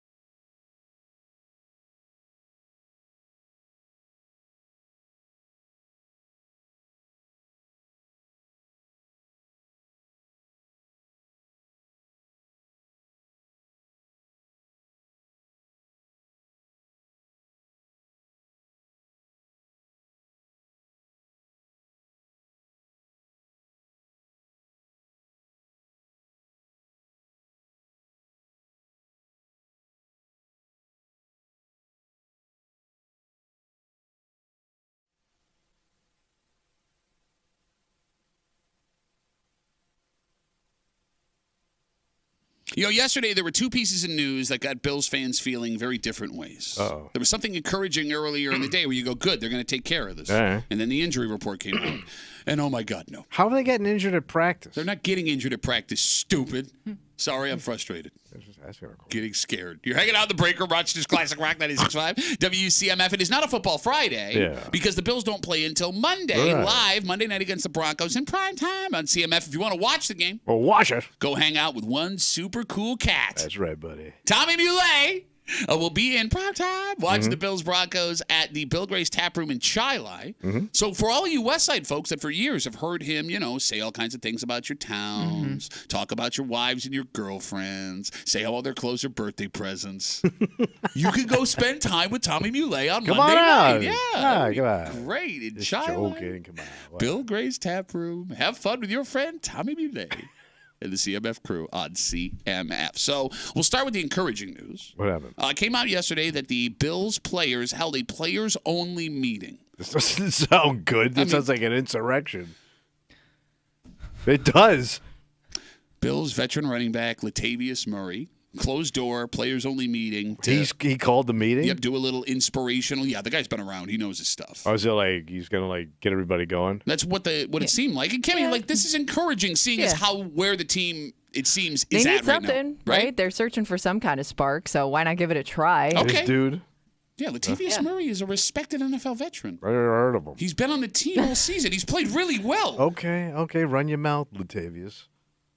And then, what? As that encouragement was like, okay, all right, good. Right. Yeah. The injury report came out How yesterday. bad? All right. Who's left to injure? Not great for the defense. No.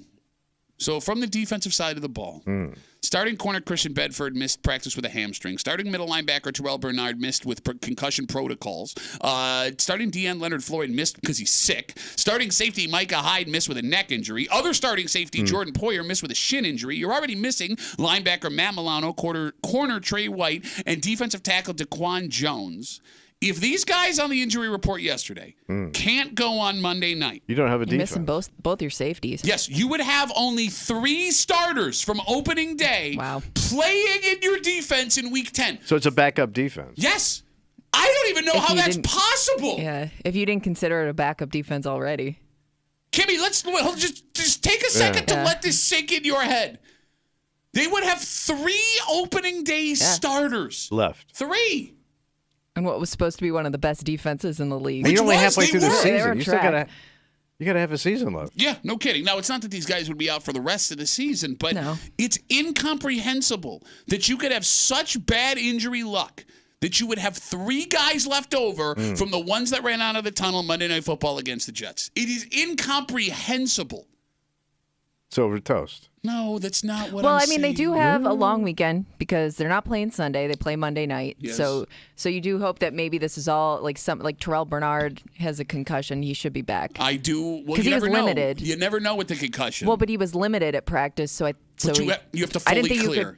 Yeah, but I didn't think you could participate at all. I thought if you could weren't be on track. limited. I don't know. I always assumed because he was. I would think they would hold him out completely until he was cleared. And they may not be 100% even if they get back out. Well, that's the thing that scares me. They can be here. soft. I mean, Chris. They come back soft. You're kidding. They could come back soft. You're kidding me. Von Miller's looking pretty soft. He came back soft, bro. The guy. I would never associate soft with Von Miller. I'm just saying You wouldn't say that to his face. No, she's absolutely right. You bitch ass scared. Hi, I like your glasses. Hi, sir. They're pretty nice. Hello, sir. No, here's the bigger problem with what you brought up. Not the soft thing, because you're a dumbass. Christian Benford is a young guy. Those guys tend to bounce back quicker. Everybody else, Leonard Floyd, vet. Micah Hyde, vet. Jordan Poyer, vet.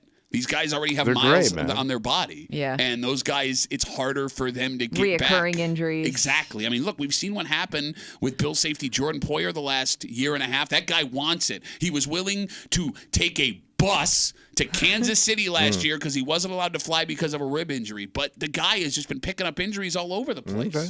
And with Micah Hyde and a neck injury, I don't even really know how you recover from a neck injury. Well, he missed all of last year with a neck injury. Right. Now, it says stinger/neck, so maybe he'll be okay. But you would also But think... it seems like something that could easily happen again. And McDermott is a guy, to his credit, who looks out for his people. Well, he's got to, man. He'll look like an animal if he puts these guys out there and he breaks his neck. Not a lot of coaches. I mean, not all coaches do. Nowadays? Yes, when they watch you? No, I mean, look, not all coaches do. Right. Sean McDermott wants to make sure his guys are 100% okay before he puts them out there. All right. That's good. The Bills seem to be more cautious with injuries than other teams. Does it don't look good for Monday night? We could be another primetime stinkola. You know what I'm talking about, bro? Soft-ass stinkola. Wait, you think these guys are soft? No, but they come back soft because they're not ready. They're not 100%. They're slower. You don't feel good. I mean, if you don't feel good, you can't be 100% and you don't feel good. It's not going to work that way. They do have some of the best doctors in the world. You got treatments that they get that like the normal guy who hurts his shoulder doesn't get. Right. So but it's a human body. You can only shoot it up with so much stuff. No, I'm not talking shoot it up. They gotta break out the funky juice, baby. The funky juice. You know what I'm talking about. Yeah. Why don't you go look at some of the guys that got shot up with the quote funky juice now from the early 90s? They all grew up to be fine Russian men. Yeah. Go look at Earl Campbell. Tell me about the funky juice. Well, he's old, man. Yeah. He's not that old. 252 WCMF. The injury report yesterday is a nightmare for the Bills. Starting corner, starting middle linebacker, starting DN. Both of your starting safeties missed practice yesterday. You're already down Matt Milano, Trey White, Daquan Jones, starting D tackle. They have three healthy players from opening day in Week 10 this week. Are you counting Von Miller as one of those healthy guys? No, I'm not. Because he wasn't available. He wasn't there opening day. All right. Yeah. Damn. This. All right, so. Here we go. No, to Kimmy's point, it's only Thursday. Well, now it's Friday, but you're playing Monday night, so you got time to get better. You ain't got that much time. You got 2 days. Well, no, but I'm saying if this was a Sunday game, we would already be hearing on Friday these guys are out, right? That's what Kimmy's getting at. So delayed a day. Let's take a breath. So when do we know who's hitting the field? So Saturday they'll rule out the guys that they know can't play. So that's a possibility, and then they can go probable, questionable up until game time. All right. So fingers crossed, everybody. Monday Night Football. Bills Broncos at home, the most affordable ticket you'll get all season. I'm making that up. Go look they at that. tanking? Yeah, they're not great. The Bills. I would never think this for a Monday night football game in Buffalo. Is there a possibility they don't make the playoffs? No. They're going to win the division. I'm not even worried. Wait, you think they go into division? Yes, I think they're going to win the division Against Miami. They're a game back. Yeah, but Miami's the last game. Miami's looking good. Are they looking good? Miami's looking good. Second to last game. Miami has not beat a team over 500 since Week 3 of last season. But they look good. And it was the Bills during that crazy ass everybody got hurt game in Miami. Right. And Miami comes to Buffalo for game 2. No, we go to Miami. They already came to Buffalo. Yeah, we blew them out. Yeah. Oh, you're right. Official station of the Buffalo Bills. Kimmy and Tommy. Am I rubbing off on No, you? I was getting them confused with the Patriots, which is the week before. Yes. Yeah, Miami in is Buffalo. the last game of the season. That was by design. No, I'm not worried about. You're really worried about the Dolphins? I'm worried about the whole thing. They're getting their asses kicked by anybody that can play actual football. All right.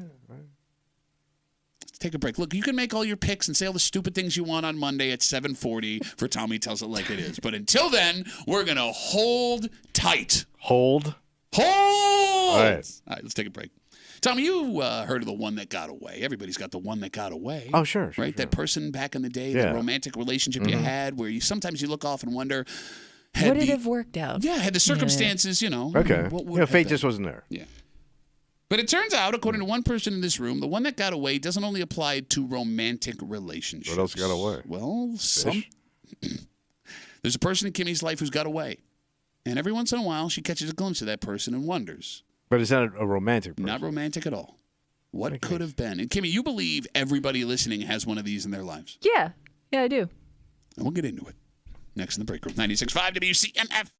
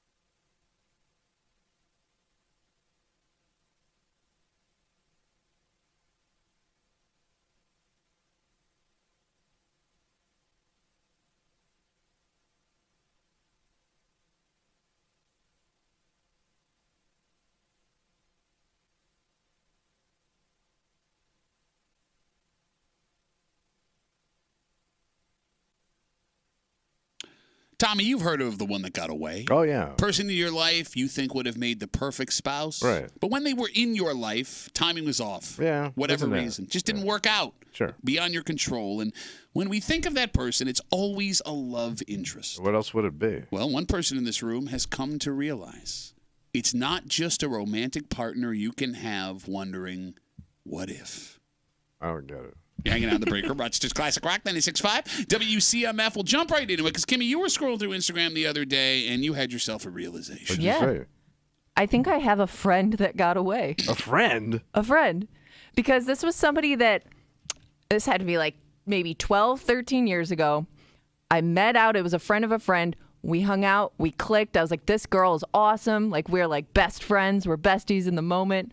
And then, like, we never saw each other again because she lived in a different place. But it was always like one of those things where, you know, I bet we would have been really, really good friends had we had the convenience of that friendship. So, Kimmy, you said that you ended up following her on Instagram. Yeah, and like night. at the time, I guess we didn't have Instagram, so it was probably like Facebook or Okay, something. all right. That's probably how we exchanged information at the time. Okay. And then, yeah, again, like I moved and she moved, and then we never saw each other again. So, but I still follow her, and I still get so happy like for her when she has like big life events. Oh. And we still kind of follow each other's lives, even though I have not seen them in 12, 13 years. And again, I've only saw them maybe like once or twice in that time. Can I ask a question? Yeah. Do you interact with her in any way on social media? Yeah, like I'll like it.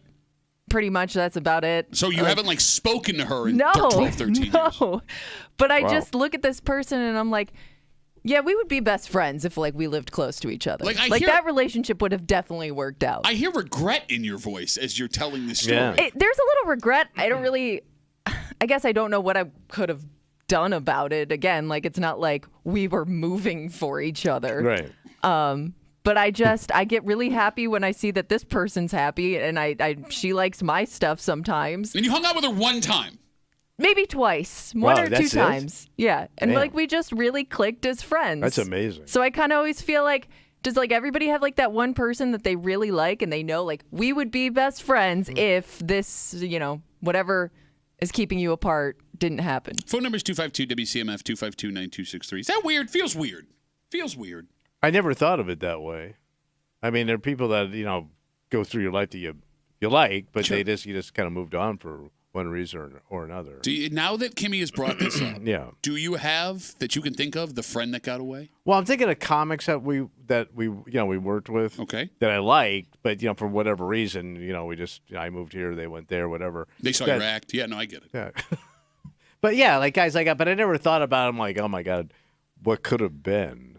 Like you never instantly clicked with a guy that. Yeah, we Sounds did. funny. No, plenty of times after every gig because you need to ride home. No, where you're just like, that could be my best friend right there. But Yeah. like I never really thought because I guess I never thought we were gonna be friends. Did you ever look them up to see what they're doing now? Not recently. No? No. Oh. I didn't I think curiosity would get the best of me. one of our best friends just died on us, so like that never got a chance to develop. But like that guy, we both loved. Like Okay. this kid named Tiny.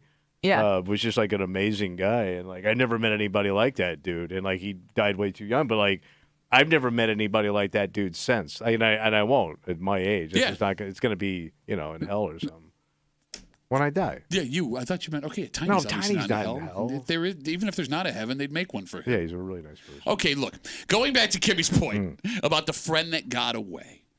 If numbers we've talked about in the past on this show might back up her theory that Okay. everybody has that friend that got away. So about a year ago, we talked about how a study showed 1 in 5 single men say they have no close friends. Right. 1 in 5. Yeah. You'd have to imagine when you're alone as a guy, you may look back on friendships that slip through your fingers. Sure. Because as you get older, Tommy, it becomes much harder. It's a very small pool of people, And especially people like me. And yeah, who wants to be friends with you? Where you have one friend, I have none.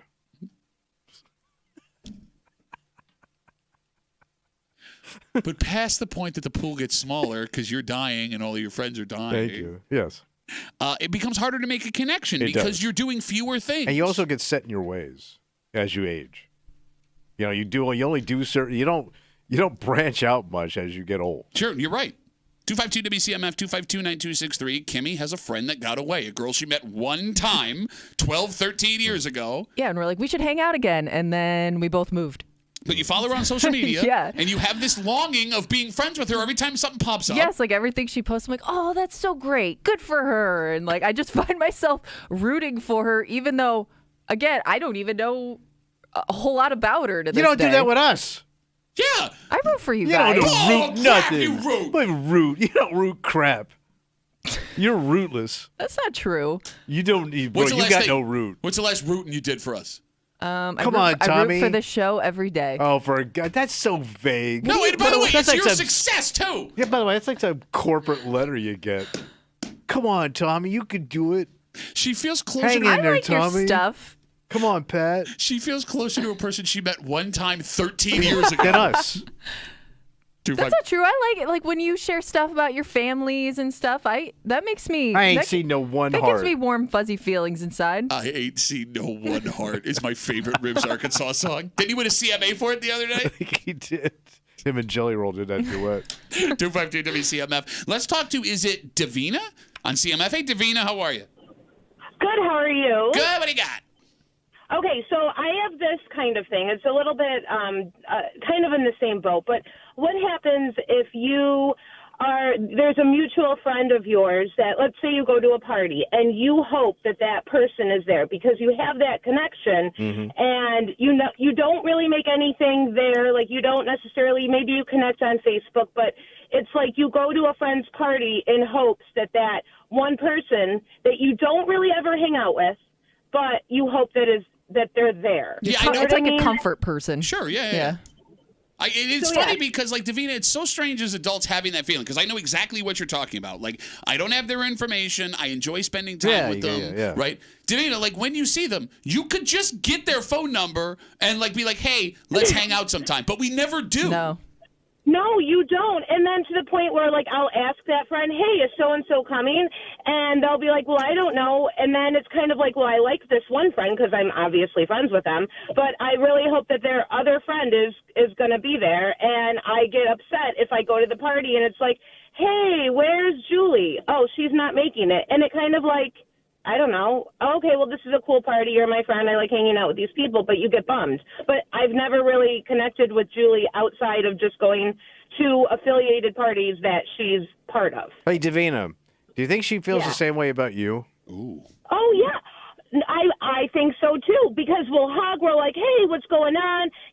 Give you the updates, and we'll spend like an hour at least just chatting. But then it's that, okay, maybe I'll see you next year at the Halloween party. But she doesn't go to the party. Oh, Davina. that you're at. yeah. Davina. You might be onto something. I don't know. So that's just my comment. No, you're absolutely right. And why don't just call your friend and ask for the number or, like, say, hey, we should all hang out together sometimes. I like that chick. Yeah, exactly. But I don't know why. Fear of rejection. Is that what it is? It's got to be. You hanging out there, too. Well, girls can hang it out there, but you know what I'm saying? Sure. She hangs out her Well, some female. can. They all look different down there. Well, that's true. There's that one video. I've seen some hangers. Oh, yeah. Davina, thank you for the call. I really appreciate it. All right. Bye. Maybe It could be fear of rejection. Maybe that's the beauty of the friend that got away. When there's that much separation, you'll never know if they like. I really like this girl. Yeah. She may not feel that way about when she sees like my stuff that I post. So maybe I could just live in my own little fantasy world, and that's why it's always going to be the friend that got away. Going back to what Davina brought up, because I think that everybody relates to exactly what she said, right? Do you feel guilty when you start to like a friend of yours more than the friend that you met them through? Oh, that happens sometimes. Like, I feel legitimate guilt when that happens. Yeah. Because I don't, like, there are times where it's like, hey, that buddy that you know that I like, I'd like to spend time with them, not you. Well, and they make that person look bad, even though that you like that other person. But not as much because they're not as cool. Okay, so with all of that being said, Kimmy's friend that got away, a girl she hung out with one time 13 years ago that still pops up on her Instagram and she cheers for her and thinks, hey, if we would have stayed in the same city, we would have been best friends. There is another side to this, a not so romantic side. Or whatever. Well, maybe, Kimmy, you have this feeling because you didn't get to know this person. Possibly. Because there are also people who we've all Show met. themselves, yeah. Yes, you hit it off with them as adults. Like, they're Yeah. awesome. You meet through those mutual friends, spouse, whatever, and you have a new bestie. And the more you hang out with them, the more you realize Oh, no. they are a dick. Okay. And the funny thing about friendship, Yeah. the longer you've been friends with someone, Tommy, and you know this, the more you're willing to look past their flaws. Sure. Right? You don't even see them anymore. Like, if you're still friends with the people you grew up with, folks you met in college, people you met on your first job, you've seen them at their worst. Yeah. Yet you've spent so much time with them that over the years, and you've shared so many moments. Those things kind of get, brushed under the rug. Gloss over. In your head, the good far outweighs Yeah. the bad. You will not do that with someone you just met. Oh, No, no, that's because true. it's fresh meat. Yeah. And not only that, like, the older you get, the less time you have for it. Mm-hmm. Right?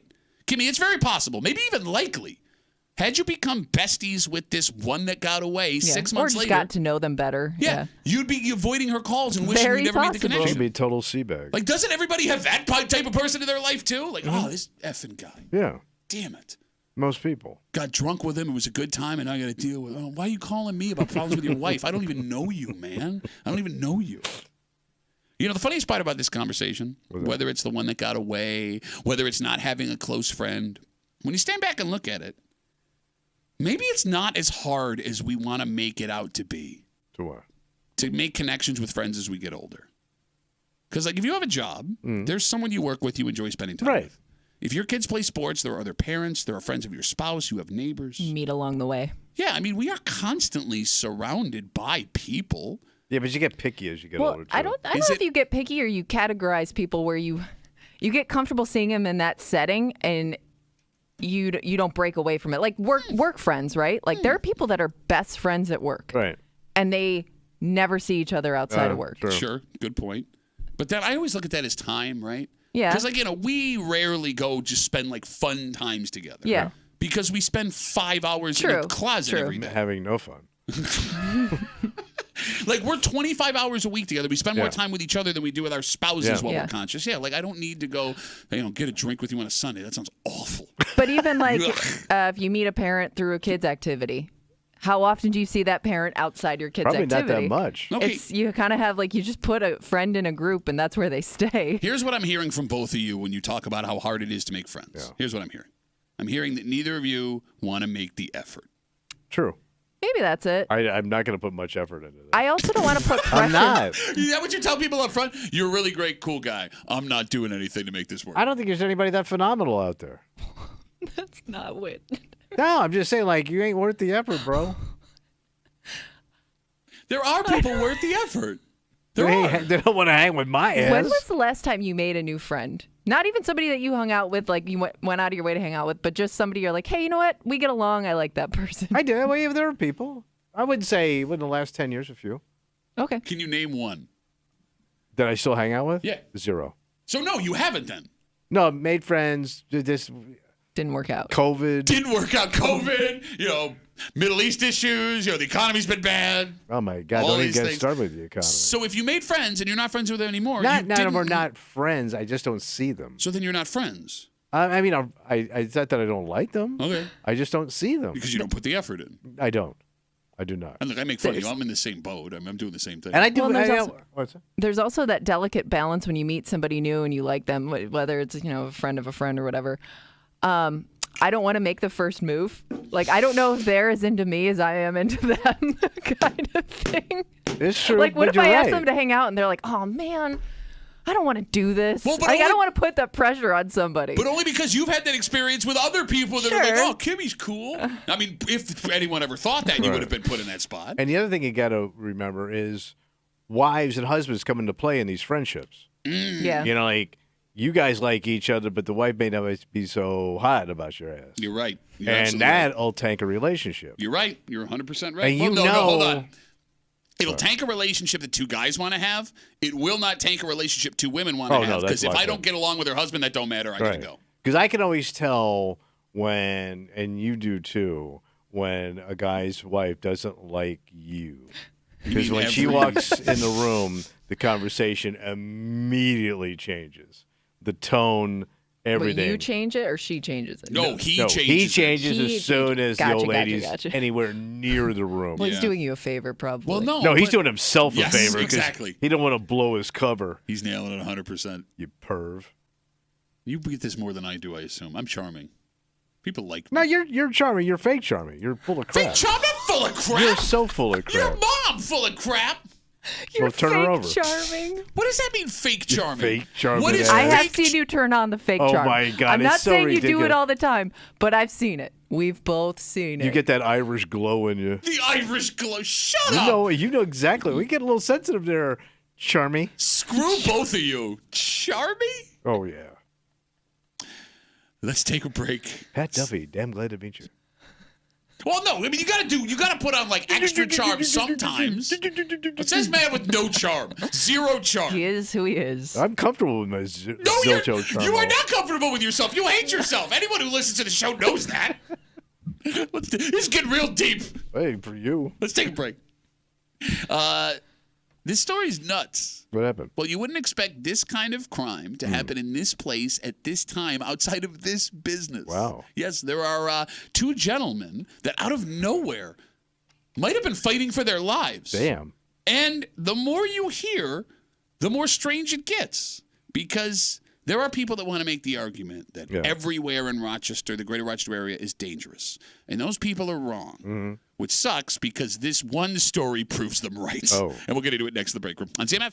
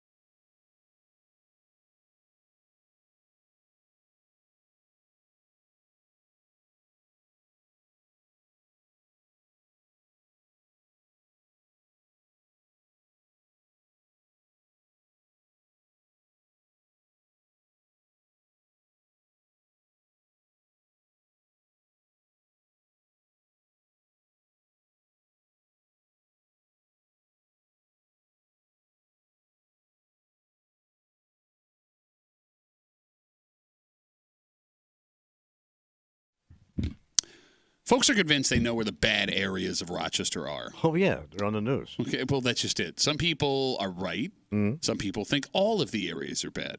And I guess this story is proof you can never quite tell where danger lurks. Because if someone told you they were going to get assaulted at this place, you would have thought they were nuts. Really? Yeah. You're hanging out at the break room, Rochester's Classic Rock, 96.5. WCMF. Get the Let Out is coming to the Vine at the Del Lago Resort for 2 nights only, the 17th and 18th of November. Head to the contest page, WCMF.com right now. Enter for your chance to win a pair of tickets to see the Friday, November 17th, 8 p.m. performance of Get the Let Out at the Vine at Del Lago Resort. Tickets are on sale right now at DelLagoResort.com. Must be 21 or older to attend shows at the Vine. This story, Tommy, comes to us from West Henrietta Road. Monroe County Sheriff's Department were called to the parking lot of an Indian restaurant. 2 victims were standing there. Yeah. When they say they were drawn into a fight with an unknown man. A third party. Yeah, we don't know how it started, but there was some pushing, and then it escalated to punches being thrown. Jesus. And then it got crazy. What happened? Authorities say the unknown male grabbed a glass bottle and struck one of the other men in the head, Wild West. causing the bottle to shatter. Okay. The other man then tried to break up the fight. Police say he was struck on the head with the broken glass. Holy God. Which caused a big cut over his left eye. Both victims say they were unable to describe the man other than saying he appeared Nepalese. Wow. He's very from Nepal. specific. Nepal. All right, at an Indian restaurant. Yep. Talk about calling your shot. Yeah, seriously. Yeah. So they must know the language. Well, I said he appeared Nepalese. Yeah, but you called that shot. That's a corner pocket shot, man. Because, like, that whole area got a lot of country. That whole area got a lot of country. What does that mean? I don't know. You got Don't ask Nepal, him to you got explain. India, Yeah. you got Bangladesh over here. Okay. All right, so, I mean, a lot of stuff. You got Afghanistan. Yeah. All right. China's creeping in a little bit. Okay. How many? You went straight Nepal. I don't even know what a Nepalese person would look like. I would think he would be dark. Well, okay. Yeah, that doesn't help. There's You lots ask of a people that are question. dark. No, I'm saying Like, what did they point to and say, that's what I think he is? that guy's Nepalese. Because, okay, I'm But gonna they ask. would know. I'm gonna ask a serious question. All right. Serious question.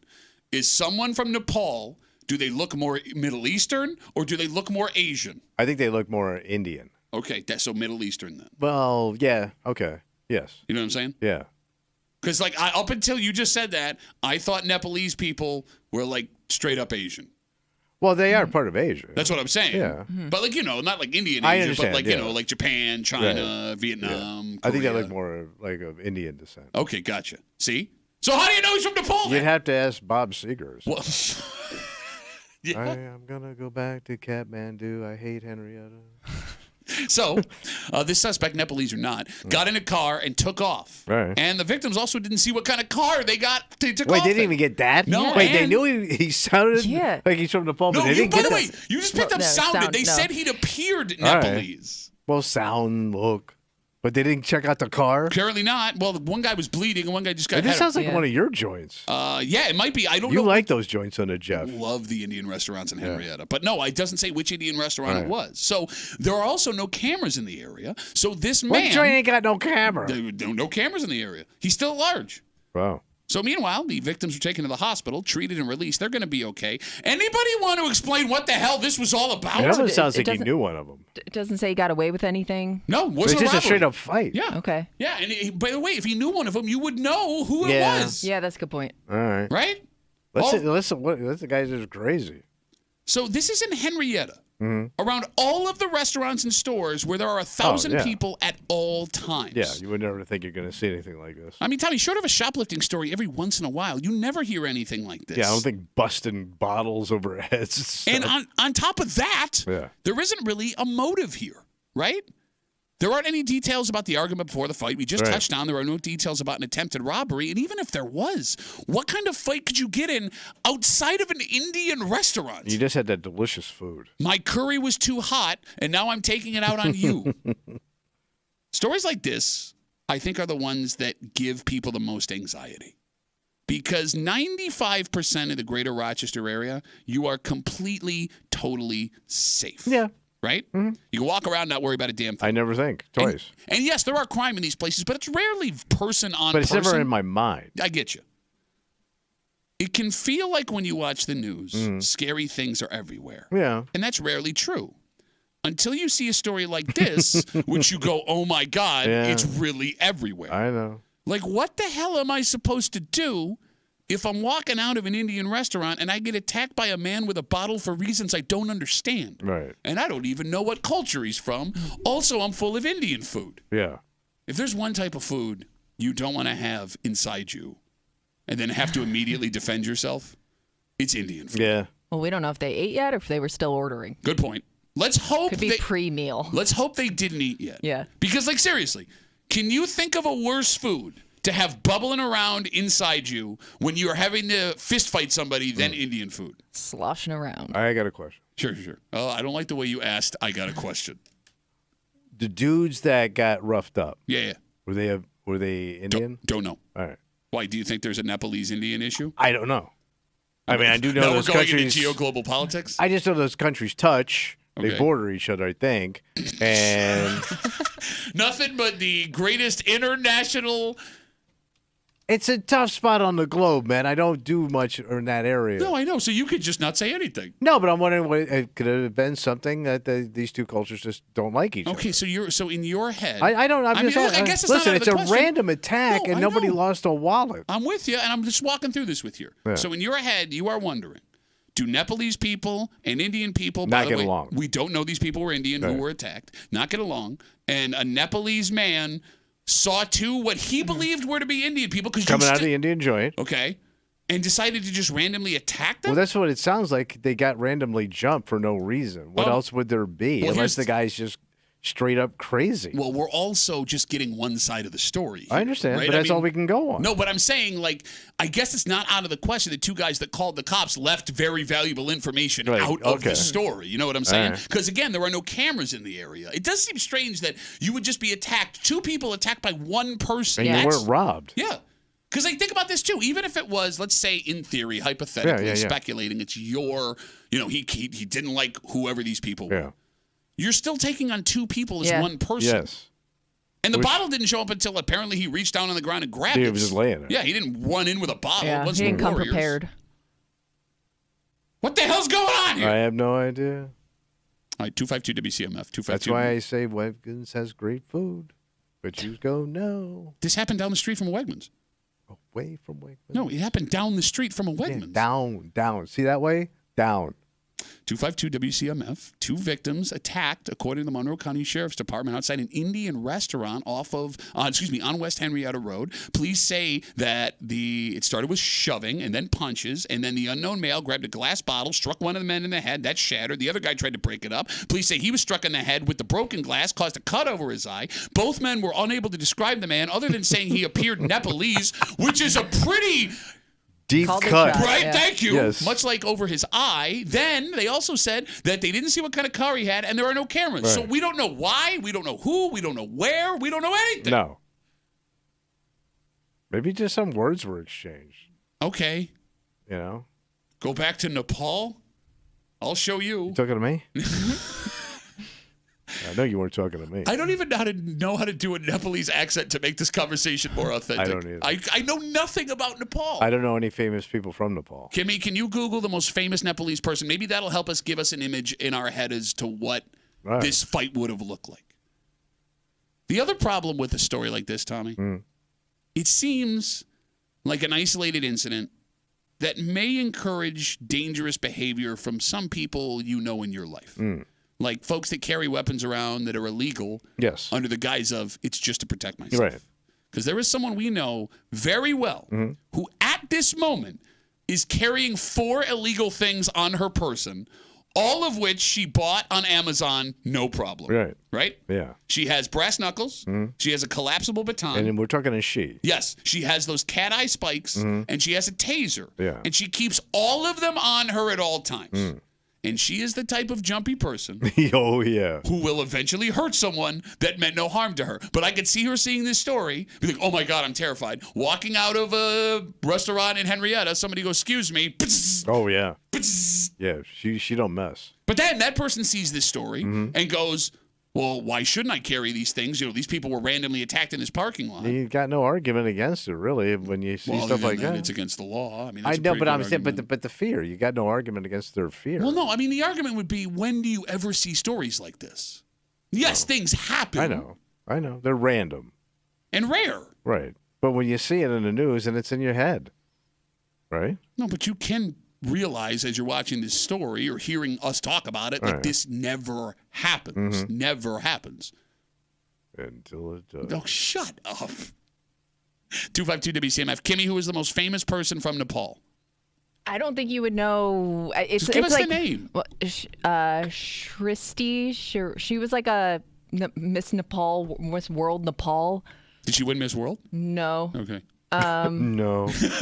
Well, it's a tough. There's a lot of countries. It's like you think they have like a actors famous and actresses in Nepal. Okay. You would think they have a famous soccer guy. Is soccer big in Nepal? Soccer's big all over around there. No, not necessarily. Soccer, cricket. By the way, if they had a big soccer... they got to have like a top cricket guy. If they had a big soccer or cricket guy, we wouldn't know that person because we don't watch soccer nor cricket. No, but he doesn't even show up on that list, though. Well, maybe they're not... I don't know. How big is Nepal? Pretty good size. It's kind of small. All right, here, hold on. It's got a mountain. It's got the Himalayas. All right. How many people do you think live in the country of Nepal? Give me a Okay. Give me a ballpark. I'm going to say 2.5. 2.5 million people. All over Nepal. Now, don't forget, you got to go all the way up the mountains. You got to go all the way up the Matterhorn. Sure. Yeah. That's the tallest mountain, baby. And they got it. Kimmy, what is the population of Nepal? 30.3 million. Wait, 33? 30.3. God, you were only off by 28 million people. What did you think it was? Don't lie. No, I was with you. I thought it was like 2 million. I didn't realize it was that big. Well, again, I don't even know where it is. I don't know what it's shaped. I don't know what the people who live there look like or sound like. It's way up there. Man, it's discussions like this that we have on this show that make me feel like the dumbest person on the planet. Because the country itself doesn't look very big on the map. But these are like places we don't talk about very much. No, I understand, but I'm the sure... only time we talk about Nepal is when an American gets stuck on one of their mountains. Good point. And we don't even really talk about that because it happens so much now. Yeah, they deserved it. Yeah, that person froze to death and their body lives on that mountain forever. But like right now, there are people from Nepal or have Nepalese ancestry listening to the show. No. It's a statistical guarantee. No Nepalese descendant living in this country that is listening to this. It would make sense to them. It is a statistic. Bro, you can have Nepalese parents and be raised American. What do you mean wouldn't make sense to them? It would be gibberish. What are you talking about? Your show is gibberish. Do they have their own language? Gibberish. They speak gibberish. So then they would understand this thing. Yes, they speak Nepalese. No, Nepalese? They speak, no, that's Nepalese. I think I got that at Reds last week. Oh, it's so good. No, like seriously, do you know what language they speak in Nepal? I don't know. Okay. So just to go down the list of things maybe here. they speak a form of like Hindu. Is Hindu a language or a religion? I think they call it Hindi. They speak Hindi. Okay. I think. Okay. They speak a religion. That's pretty impressive. Yeah, they do religion. Well, look at that. You talking I don't know. Talking religion over there? I don't know. We're two grown men. Yeah. With diplomas from high schools. Barely. That have been around. Southern. We've traveled more than most people have, right? And we cannot tell you a single fact about Nepal outside of what Kimmy is Googling frantically. Well, they got the big mountain. Are you sure it's the Matterhorn?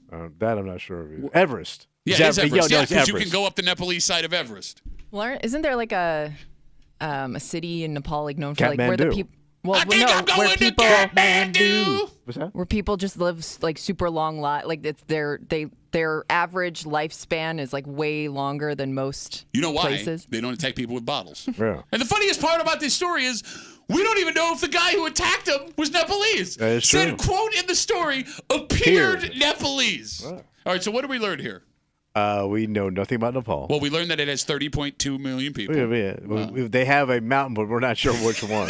We don't know if they speak a language. We also don't know if Hindu is a language or solely a religion. So all of our knowledge about Nepal is from Bob Seger. And I didn't even know if Kathmandu is like their capital. Are we sure Kathmandu's in Nepal? No. Kimmy, can you Google the most famous I think city in Nepal?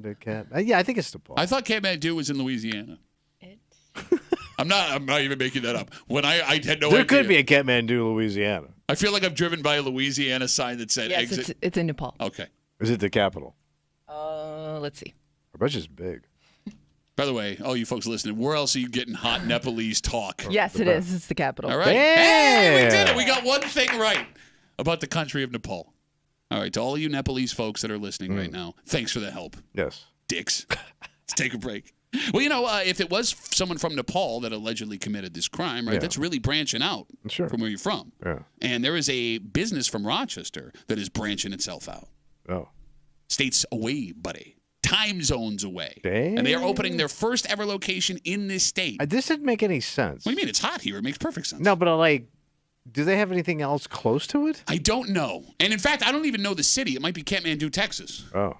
But this business, when it opens, will have lots of Rochesterians cheering for it because for some reason, when a business that is homegrown in Rochester goes away, opens up, if they end up closing, we hate everyone in that place. Yes. And we'll get into it next to the break room. 96.5 WCMF.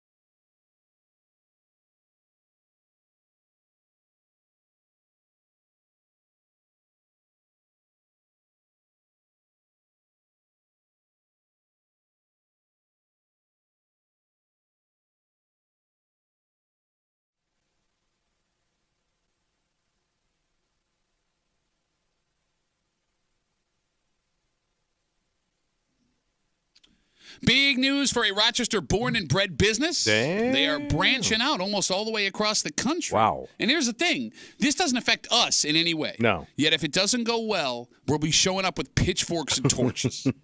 You're hanging out in the break room, Rochester's Classic Rock, 96.5. WCMF, big news. What's going on? Abbott's. Custard. Yeah. It's as Rochester as it gets. Mm-hmm. Yesterday, broke ground on a new location in the state of Texas. Damn. Story on 13 Wham doesn't say which city in Texas it is. That's weird, but all right. So we have Abbott's here, obviously, where it started. If I'm not mistaken, there were a few Abbott's locations in Florida. That makes sense because of transplants. Okay, but they are now expanding to Texas. I mean, are there a lot of Texas transplants? I've never met any. I don't think I've met anybody that moved from here to Texas. The Texas transplant sounds like a supporting band for Stevie Ray Vaughan. Yes, it does. It's an odd choice. I know some maybe it's a younger group of people because I know a lot of people that have moved to like Austin. Okay. Oh, it's a hot spot for yeah. you, for your types.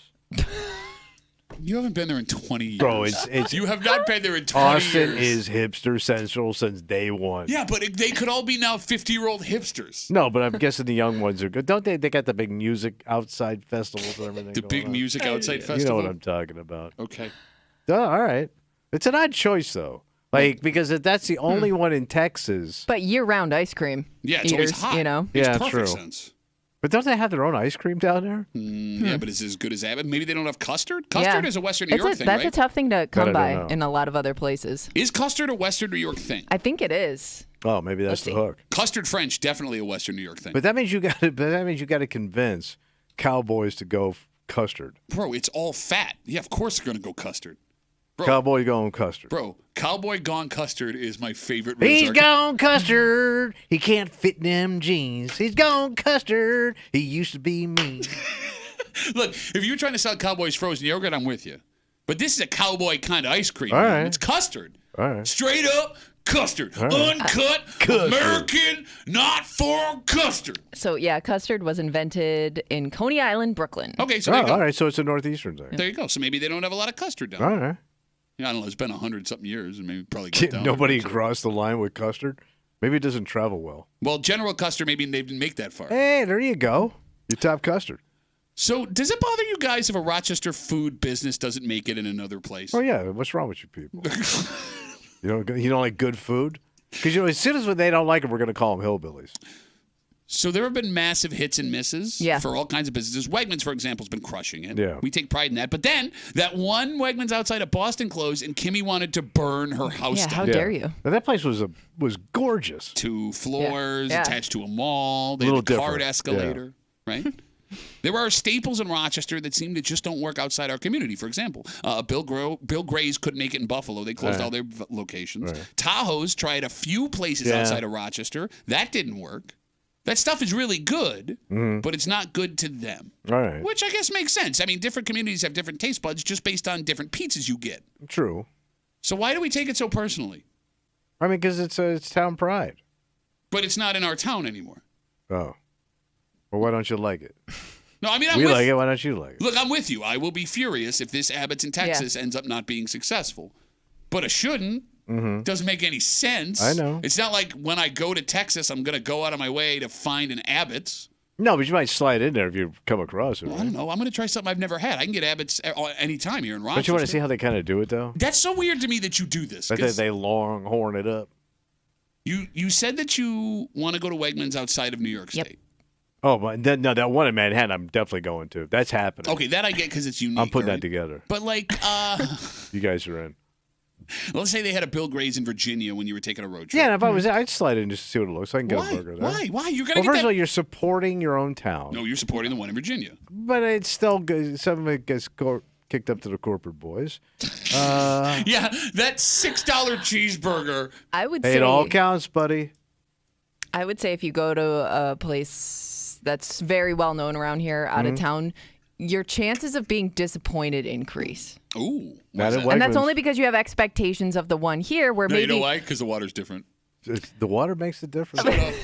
But you know, like they'll tailor sometimes these things to the places that they're in, and maybe those. Oh the my people, God, it no, ain't listen, the people Nepal. the people that live It in might be. certain We don't know where it is. areas like things a certain way, so they may have to do that to get I more gotta customers. No, she's not wrong. I went to that. And I didn't even grow up here, and I got to look. You two born-bred custard kids should go look. I mean, your whole family was custard. No, we couldn't afford custard. We had to go regular ice cream. Well, you were built for custard. You Were Built for Custard is my second favorite Ribs Arkansas song. They were built for custard. Look at them jeans.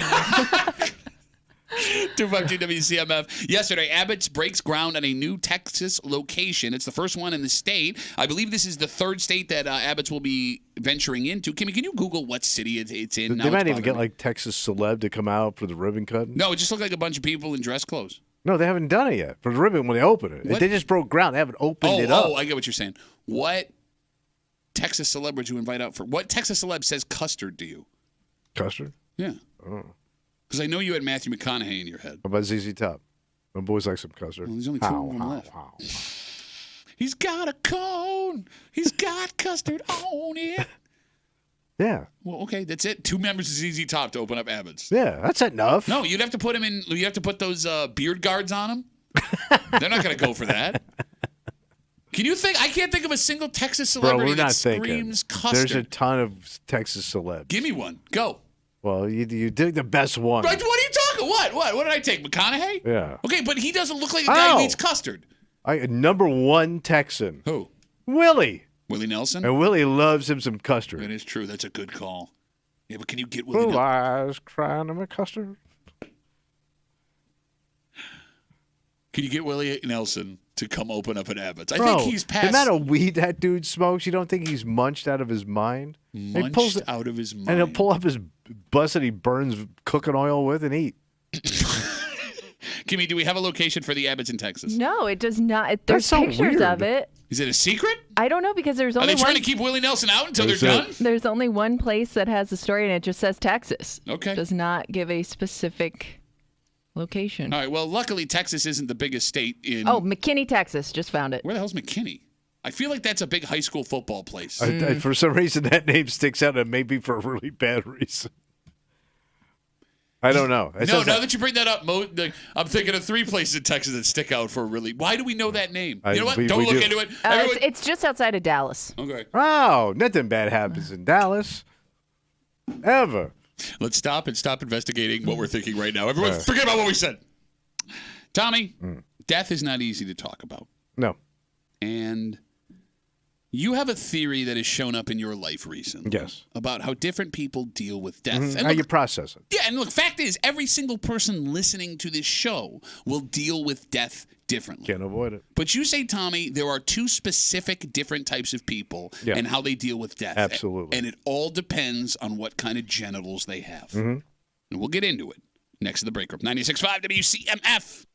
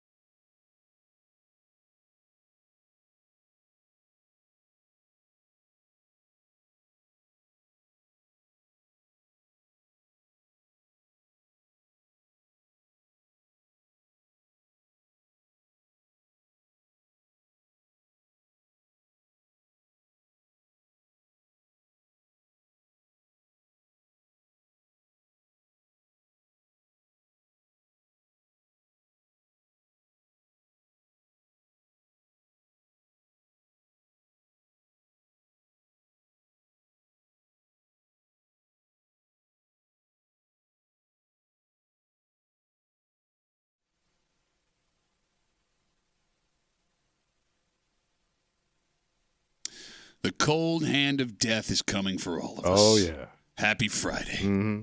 But death is a part of life, not just for you, but for your friends and your family and everyone you'll meet. Yeah. And people have different ways of processing and dealing with that kind of loss.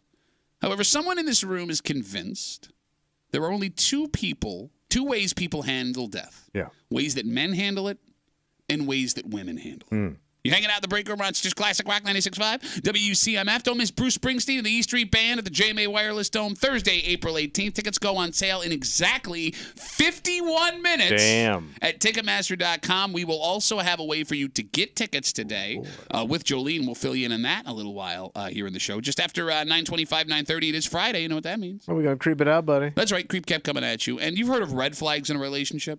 Oh, sure. Are you familiar with pink flags? Well, what's wrong with it? There's a problem down there? No, you idiot. Just there's a flag. Something to be alarmed about, but not as alarmed as a red flag. I thought they called that a beige flag. No, but beige, okay. Something else? I don't know. We'll do it. Everyone shut up. Wait, there's one back there, too? Oh, my God. Just after 9:30 here. How in the many break room. flags are in this chick? On CMF. She look like Oak Hill? So, Tommy, you and your wife have been dealing with something the last couple of days. So this odd thing happened where two people separately. Yes. That we kind of knew, through friends and family and work and all that, that died suddenly. So someone not completely connected to your wife, No. but who she knew passed away. Yeah. And someone who you knew, but not well, Yeah. passed away. Suddenly. Okay. At the same time. It was just the weirdest thing. So we were discussing these people. And the way my wife broke down that person that she knew and the way I broke down the person I do were completely opposite. So, how was your wife breaking down this person? She was sad. Okay. And she was talking, friends of friends and friends and how she felt about it and what she left behind. Okay. And the struggle and blah, blah, blah, blah, blah. All right, that makes perfect sense. So then when you started to discuss the person you knew that passed away. I said he was fat and really funny because he drove around topless in a convertible. And that's all you had to say. Yeah. Nothing about who he left behind. It might, and I think no, not at all. Like, that didn't even come she to your had mind. follow-up questions Yeah. that I had to finally Yeah. answer. Well, you didn't even know.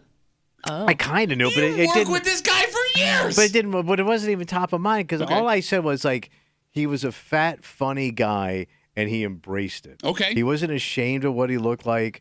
He leaned into it. Gotcha. And by the way, a couple of times, whatever he was leaning on broke. Oh, absolutely. Yeah. Might have killed him. God rest his soul. But he was a funny fat guy.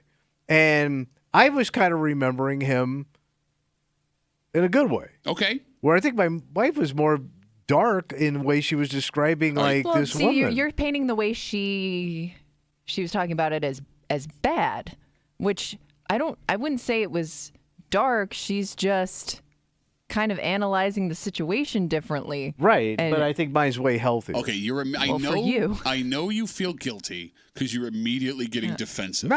Because Why? nobody I'm said. not being defensive. Nobody said you screwed up. Nobody said that. You Yeah. automatically. I was right. She was wrong. No, but she was Yeah. always But I could also tell I think my wife thought I was being disrespectful to the Okay. guy, All right. saying that he was a fat, happy guy that drove around in his convertible with a top. It is strange that that's the one thing. Well, that's what he put on his social media, and people know the guy. I can even mention the guy's name. Sure, It's yeah. Kevin Carlson. It's Carlson McKenzie. They had a morning show here for a few years. Yeah. He's just the nicest dude, man. And he would post stuff on Instagram. They had a big show in Boston, a big morning show, and he put some funny stuff up there all the time. But that happy guy, and I'm guessing he just had a heart attack and croaked. Why do you do this? You What? didn't have to And say that it's last the way, part. it's just the way you say it because there is no sympathy for the situation at all, or at Okay. least it No, but doesn't. he had it doesn't fun. come out. All right. But he had fun. Let's break this down because you're going to talk yourself into a place where you actually sound like a bad He person. lived in the moment, man, and that's what you're supposed to do. All right. So off the bat, the way that Tommy describes his wife talking about someone that passed and the way he's talking about someone She's that very passed. sensitive. Yes, you see a difference in the way that you two are processing things. Your wife is about the grief. She's thinking of other people. She has sympathy and empathy. What and he is- left behind, what she left behind. she's outwardly kind. Right. You, when thinking about your friend that passed away, you want to remember the good times. Yeah. No time to process how scary it is. But why? That he passed away. No consideration for the people around him. Your choice was to put a smile on your face instead of thinking about the negative. Right. Okay. And I think that's healthy. Okay. But I guess if the negative never comes, like if you never think about the what happens? the Nothing. tragedy of it all, Nothing happens.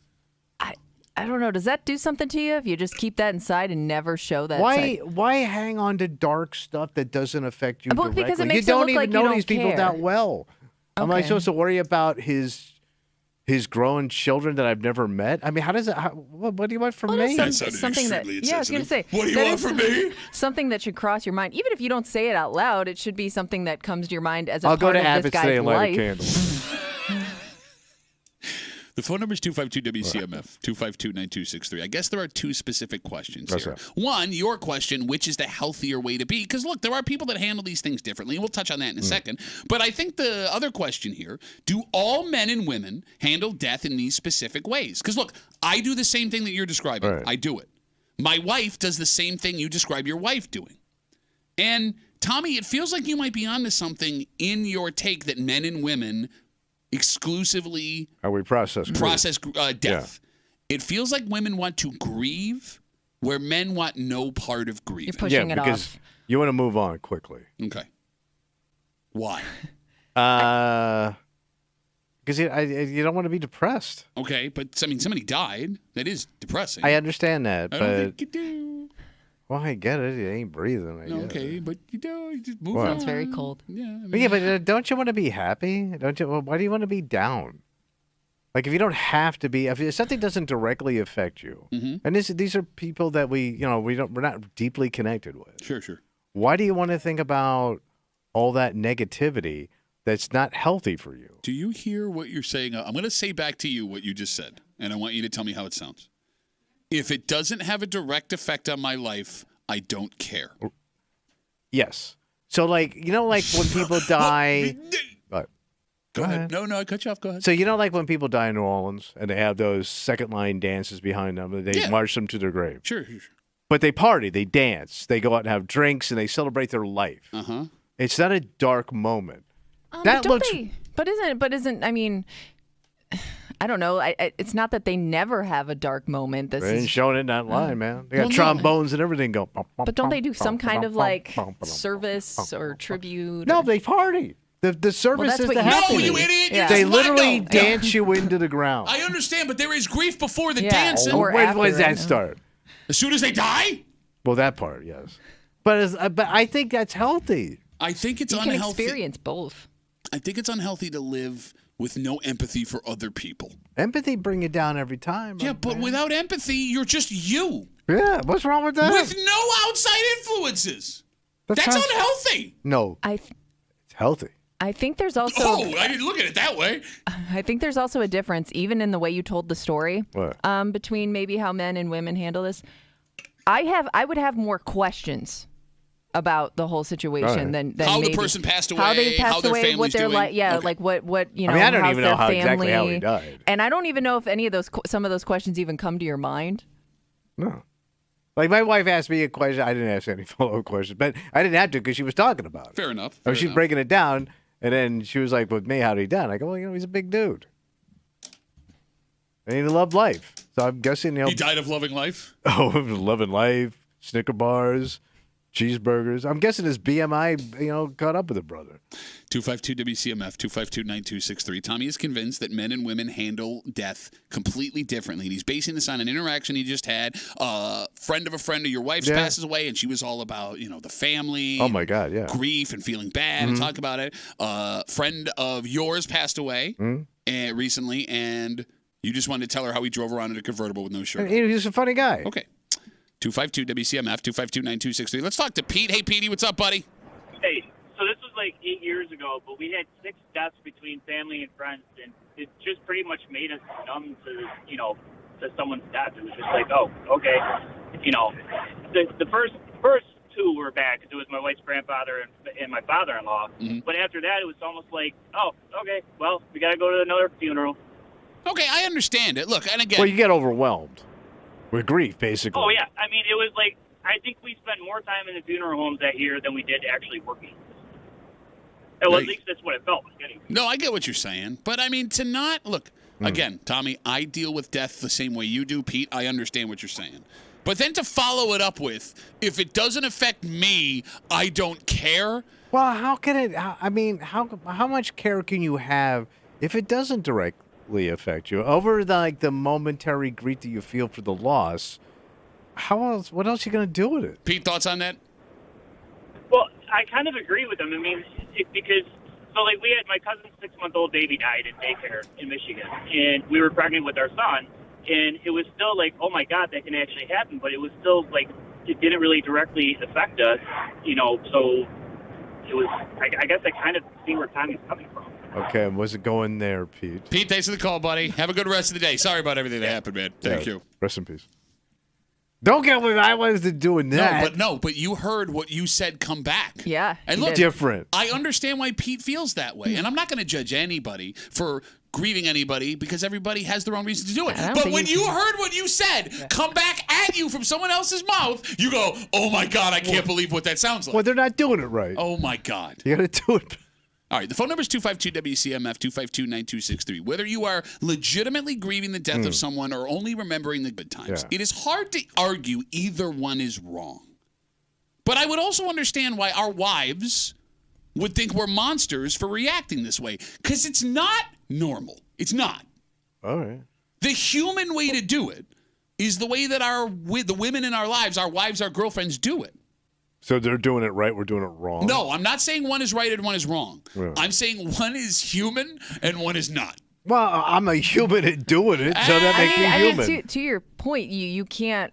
The way you react to that situation is not a way that you can teach yourself to react. I think it just comes naturally. I disagree. I think people do teach themselves the way to react to empathy and that having that initial feeling of wow, I feel terrible. No, I feel shock. Okay. People that don't have that when they're born are sociopaths. But I'm saying you can teach yourself how to not, with the exception of shocking or very close deaths, react the way that your wife did to death. Right. Because look, to Pete's point, there were people that have lost a lot of people. I know. There are folks that have lost someone so close to them that their grief meter is almost broken because no one will matter to them like that person did, right? That way, you can teach yourself in that way to not react that way. But it sounds like you've never reacted that way ever, which makes you a sociopath. I cried every time you went on stage. You died 1,000 deaths. Look, to your point, the way men handle death, you said it yourself, it keeps us from being dragged down. Right. Right? But looking at it from the reason why. You think it's like an emotional shell we put on? Yeah, I think so. Especially if you hear about this in front of somebody you don't want to be vulnerable in front of. Yeah.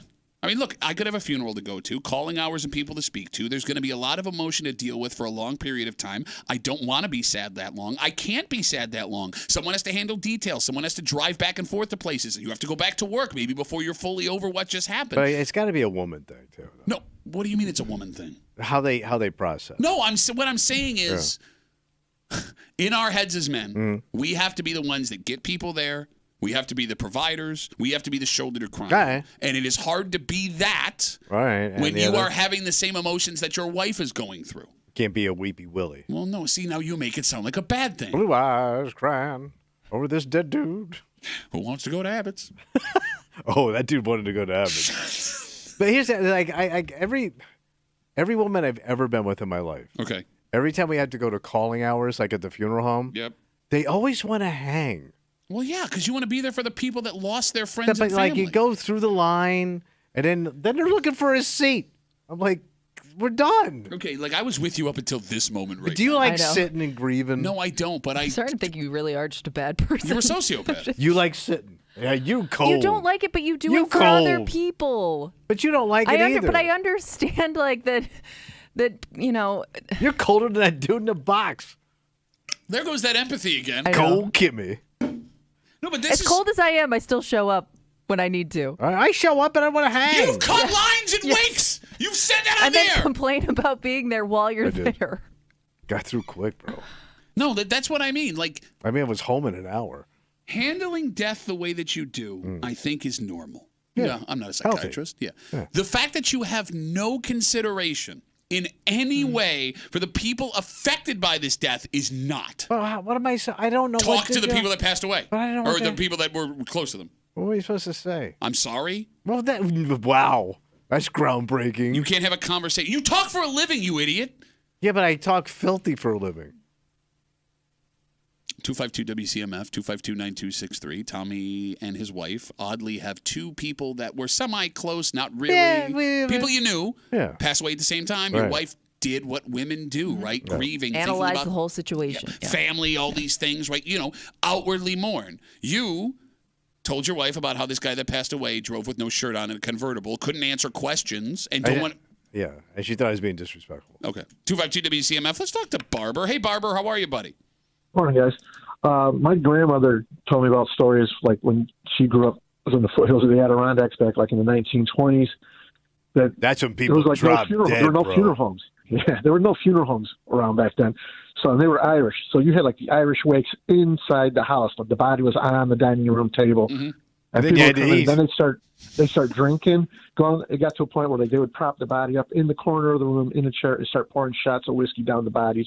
In the mouth of the dead body. Which I never got because that's just a waste of good whiskey. Yeah, that's the thing. But the thing was, they were celebrating not so much, they were celebrating you're leaving this miserable life and moving on to something better. You're going to heaven, but you're leaving behind this miserable life that we're all living right now. Oh, sure. And I get that.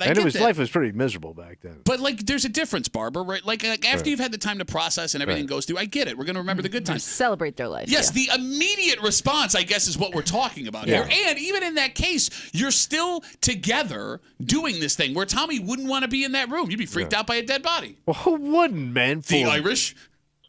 But it's important. And they're buried within 3 days because I imagine by day 3 the body's got to get a little gamey. Bro, everybody was a little gamey in the 20s. Well, you know how as Irish people get older, I can't tell if you're bloated for being dead or bloated for being Irish. Barbara, thanks for the call, buddy. Have a good rest of the day. So, let's be honest. Every Irish man over 50, and I'll be there soon, looks like he's bloated from being dead. No, sure. Right? Yeah. Like the size you're very puffy people. I can't tell when I'm at the St. Patrick's Day parade if they're doing balloons or that's just a 60-year-old Irish man walking down the street. Is that Snoopy or is that Kevin O'Carroll? All right. However, as we have this discussion, look, man, I'm not judging you for not at all. The way that you initially reacted. I agree with you that can be the right way to be. And I think you're right that most men handle death this way. Right. Okay. However, there are issues that can pop up when it comes to the way men seem to deal with death. Why? Okay, remembering the good times, okay, fine. You and I do something else. We tend to do something else when someone we know dies. What is that? Mercilessly make fun of them after they've died. Well, yeah, in their honor. Do other men do that, 252-WCMF? Because it's bad. I think that's kind of cool. Because we do it. Yeah, so it's got to be cool, man. But at the same time, look, I know it's bad. I know it's bad. But I would also want you to do that if I suddenly passed away. It wouldn't feel right for you to be like mourning. Right. But we make jokes about guys that are alive and what we would say when they die. Yes, we do. We've done that. We have done that. We've already warmed up our acts waiting for these guys to croak. That sounds awful. It does. But we do that. How do you defend that? I don't know. You're preparing for And it's people that you like. It's not even like, it's not. I only make fun of people I like. No, that's not true. That is not true.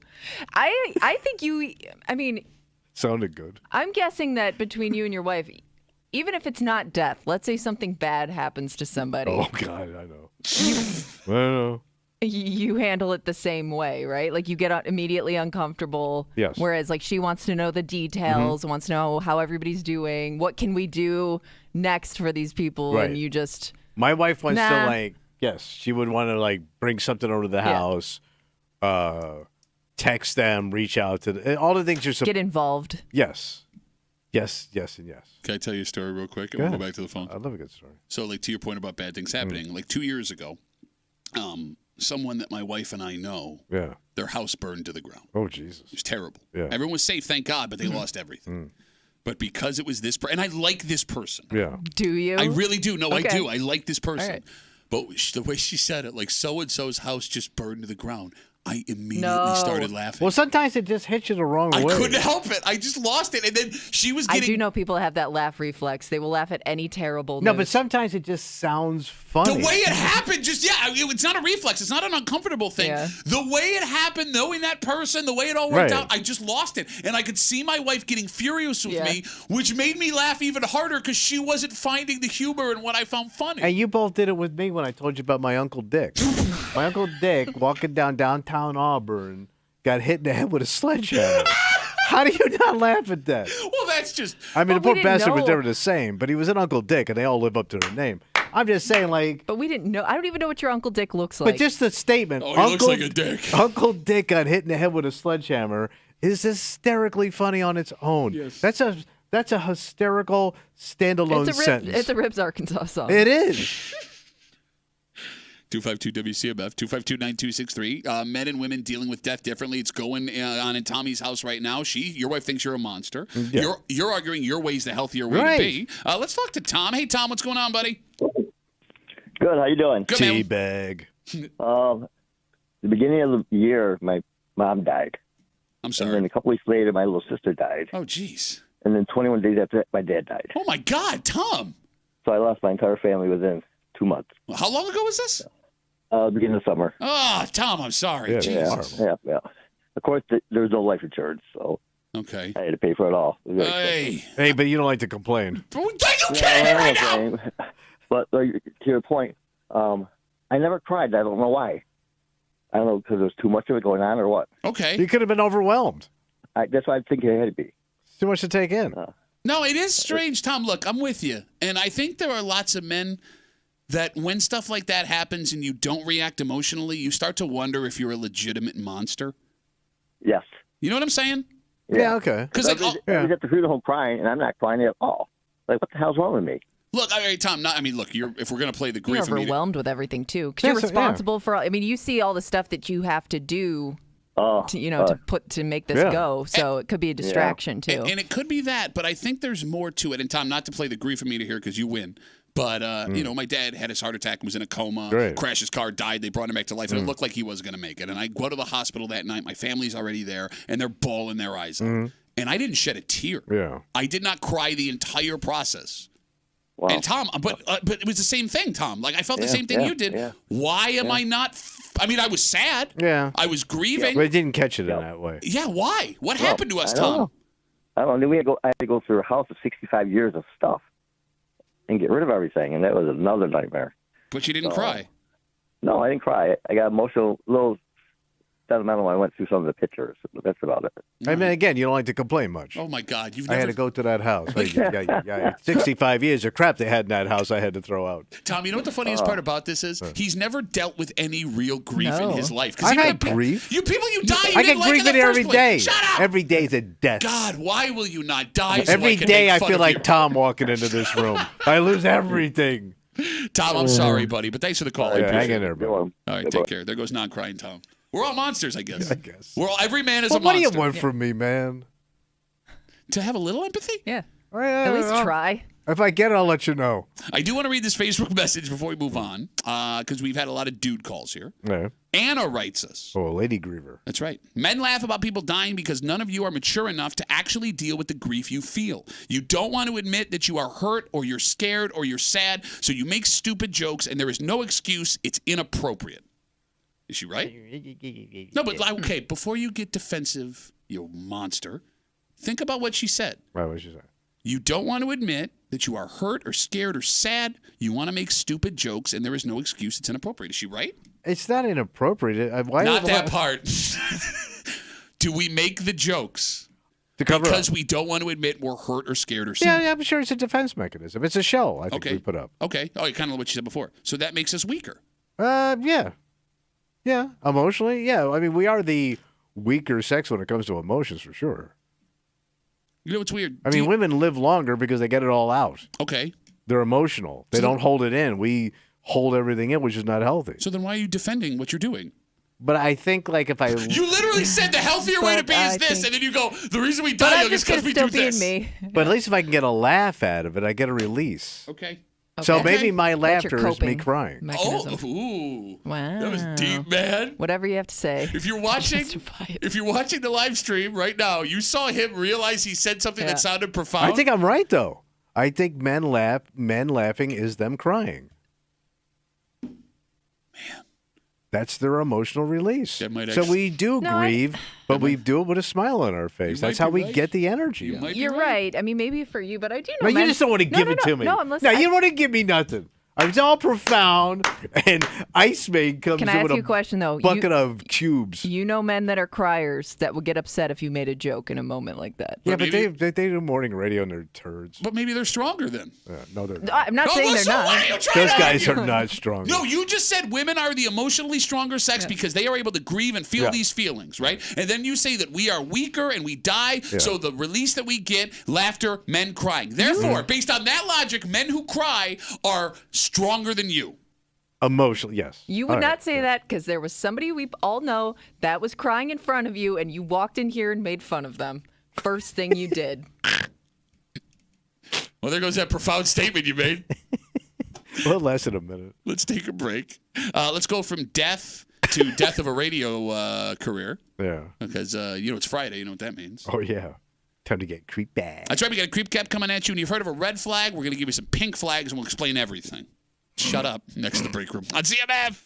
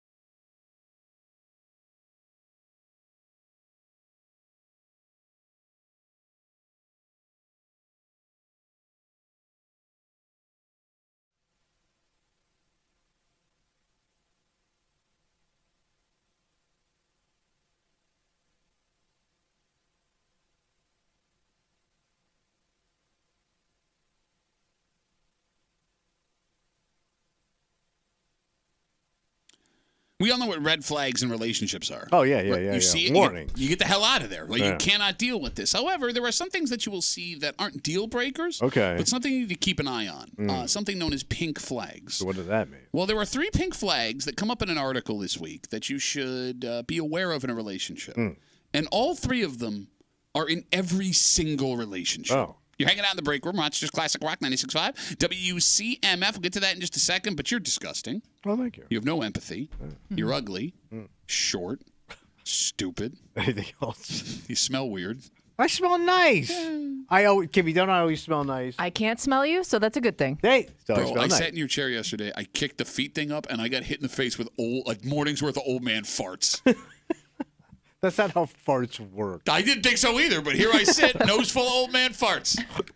We take all the disgusting things Tommy says all week long. We run it back. We call it the Creep Cap. Happens now on CMF. Yeah. Oh, man. All right. God. All right. How hard? Okay. All right. I love it. Yeah. Good gravy covers all bird sins. Oh, you like good gravy? I love good gravy. Oh, my God. Why didn't you tell me? Oh, what? I got a little gravy biz. Get the hell out of here. Yeah. Where can I find it? I got a little kiosk in the men's room. Wait, And by the way, local. No kidding. Local gravy. What's your new local gravy business from the men's room called? Uncle Tommy's Farm to Your Face gravy sauce. That place got shut down, I think. Health violations all over the place. Mostly in his beard. The keg tree is coming back to the Jenny Brew House. Oh, my God. December 1st. A pile of cans. Usually we call that your mom. I think all their pubes would have fallen out at that point. Granny's ain't got no pubes, which is my favorite Ribs Arkansas song. Granny, it's the way all them pubes. That's why that turkey tastes so good. I can't talk right now. I'm drinking your cheap booze. You got chin's mouth. Yeah, I got that from your mom.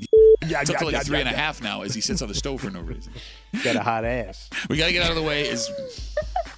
I don't think that's what you meant to say. No, you heard it got here. a hot ass. Ken Dorsey, Bill's His offensive ass coordinator. is hot. Come on, even What if I fire it up and there's a pube in there, man? And now I'm smoking some dude's pube. Tommy, how much stuff do you eat that's got pubes in it to begin with, right? Well, let's don't bring Pat's mom into this. What the hell did I do? I'm defending you. Rick, hold That's on. a full bail right there, brother. I don't care about your balls, so F you. Wait, you telling me you want to ride my balls? No, I want to stomp. You said I'd rather ride your balls. Not ride your balls. You literally said I'd rather ride your balls. You did say that.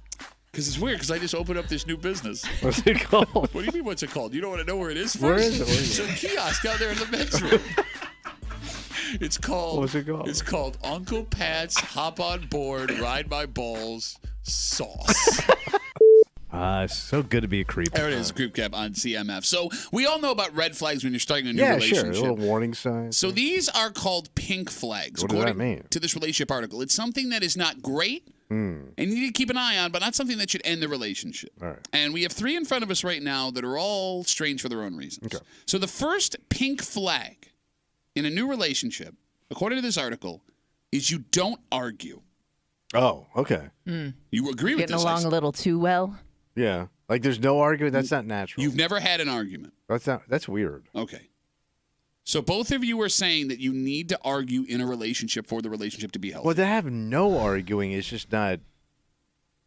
It doesn't don't sound like think a it human. exists. Going against human nature. No. So somebody's covering something up. Okay. Oh, you think Yeah. like you're not being your true, authentic Right. self. There's something going on here. Wait, you don't think that 2 people can get along so well that you don't disagree? Well, I think maybe if there's no fighting, somebody's compromising more than the other person. Maybe Okay. that's part of it. Yeah, you're bend over, boy. But if that makes your relationship work, why is it a bad thing? Because you may not be happy. Yeah. One person may not be happy. Right. Okay. You're just. You're never going to talk about it. Yeah, you're just walking through. So both of you see this as a legitimate pink flag. Yeah. So you would be cautious of a woman that you were dating where things are going so well that We you never had had an an argument. argument. Doesn't happen. All right. I'm asking you. I would find that weird. But would it be enough for you to think about bailing on that relationship? If it dawned on me, I think it might. Man, this is too good. I'm out. Well, You're an idiot. Because when things are too good, you don't question it right away. Man. But a dick like you would point it out to me. Like, you guys never argue? You're the one arguing it's a bad thing. I'm saying that it's okay. Yeah, but you'd bring it up. I might think that person's not being like their authentic Right. self. Yeah. Okay. The second pink flag. What? You sense that person is hiding something. Well, that would be tied to the first one. Okay, but like here's the thing. Like money, finances, things like that. But if we're talking early in a relationship, everybody is hiding something. Yeah, I mean, you're not going to know somebody's whole financial situation within a few dates. There are things that people have been married for years have not told their spouses. Well, that's bad. Well, is it, bro? But why didn't you tell me at this point? Like, we're in deep in this relationship. If you don't think I can handle it's this, in the past. It'll never come up. Why would I burden you with that stuff? All right. I just find it strange that that's at what that's point? A flag. At what point in a relationship do I need to dump absolutely everything on you? Well, I mean, you would think over time everything would kind of come out just naturally. Okay, look, I get that you don't know how to keep your mouth shut. No. Based on the last break we just had, right? But there are some men and women who, when a situation comes up to reveal something that may not make them look good, they decide, you know what, I'm just going to leave it. Not that you're lying, you're just keeping it from them, which I guess would be hiding something. Yeah, it's dishonest. Is it? Well, it kind of is. I mean, there are things you wouldn't want to know about people that you're with. True. Is that hiding something? But if it's blatantly like an important moment in your life that you've kept from me, well, that's weird. But that then goes again to what people see as important. All right. It's all up for interpretation. I'm out. The final one, and this is the one that makes me laugh the hardest. The third pink flag, technology is a distraction in your relationship. Well, that's got to be a lot now. That's every relationship. Right. Yeah.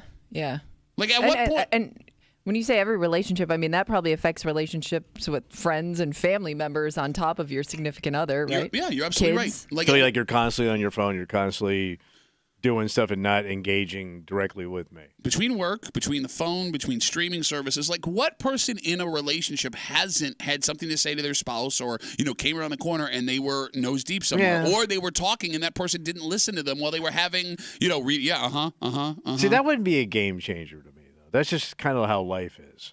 But like the more suppressing how you feel and hiding or not telling me things that were relevant in your past, those are legitimate flags to me. Okay. More than you're too tied up in Netflix. No, I hear you, buddy. If there's one person you want to listen to when it comes to a successful relationship, it's Tommy Muley. Listen, I've made a lot of mistakes. I'm the guy you talk to. Yeah, but you also you're not great at correcting those mistakes. No, that's your part. I tell you the tragedy, you figure out the good. That's how that works. But I'm not qualified for that. If you're going based on what I'm telling you, you're doing even worse than you were before. What kind of stupid thing is that to do? Stick around. I got more. Okay, great. We come back. We wrap it up. We tell you what we're doing Monday next in the break room on CMF.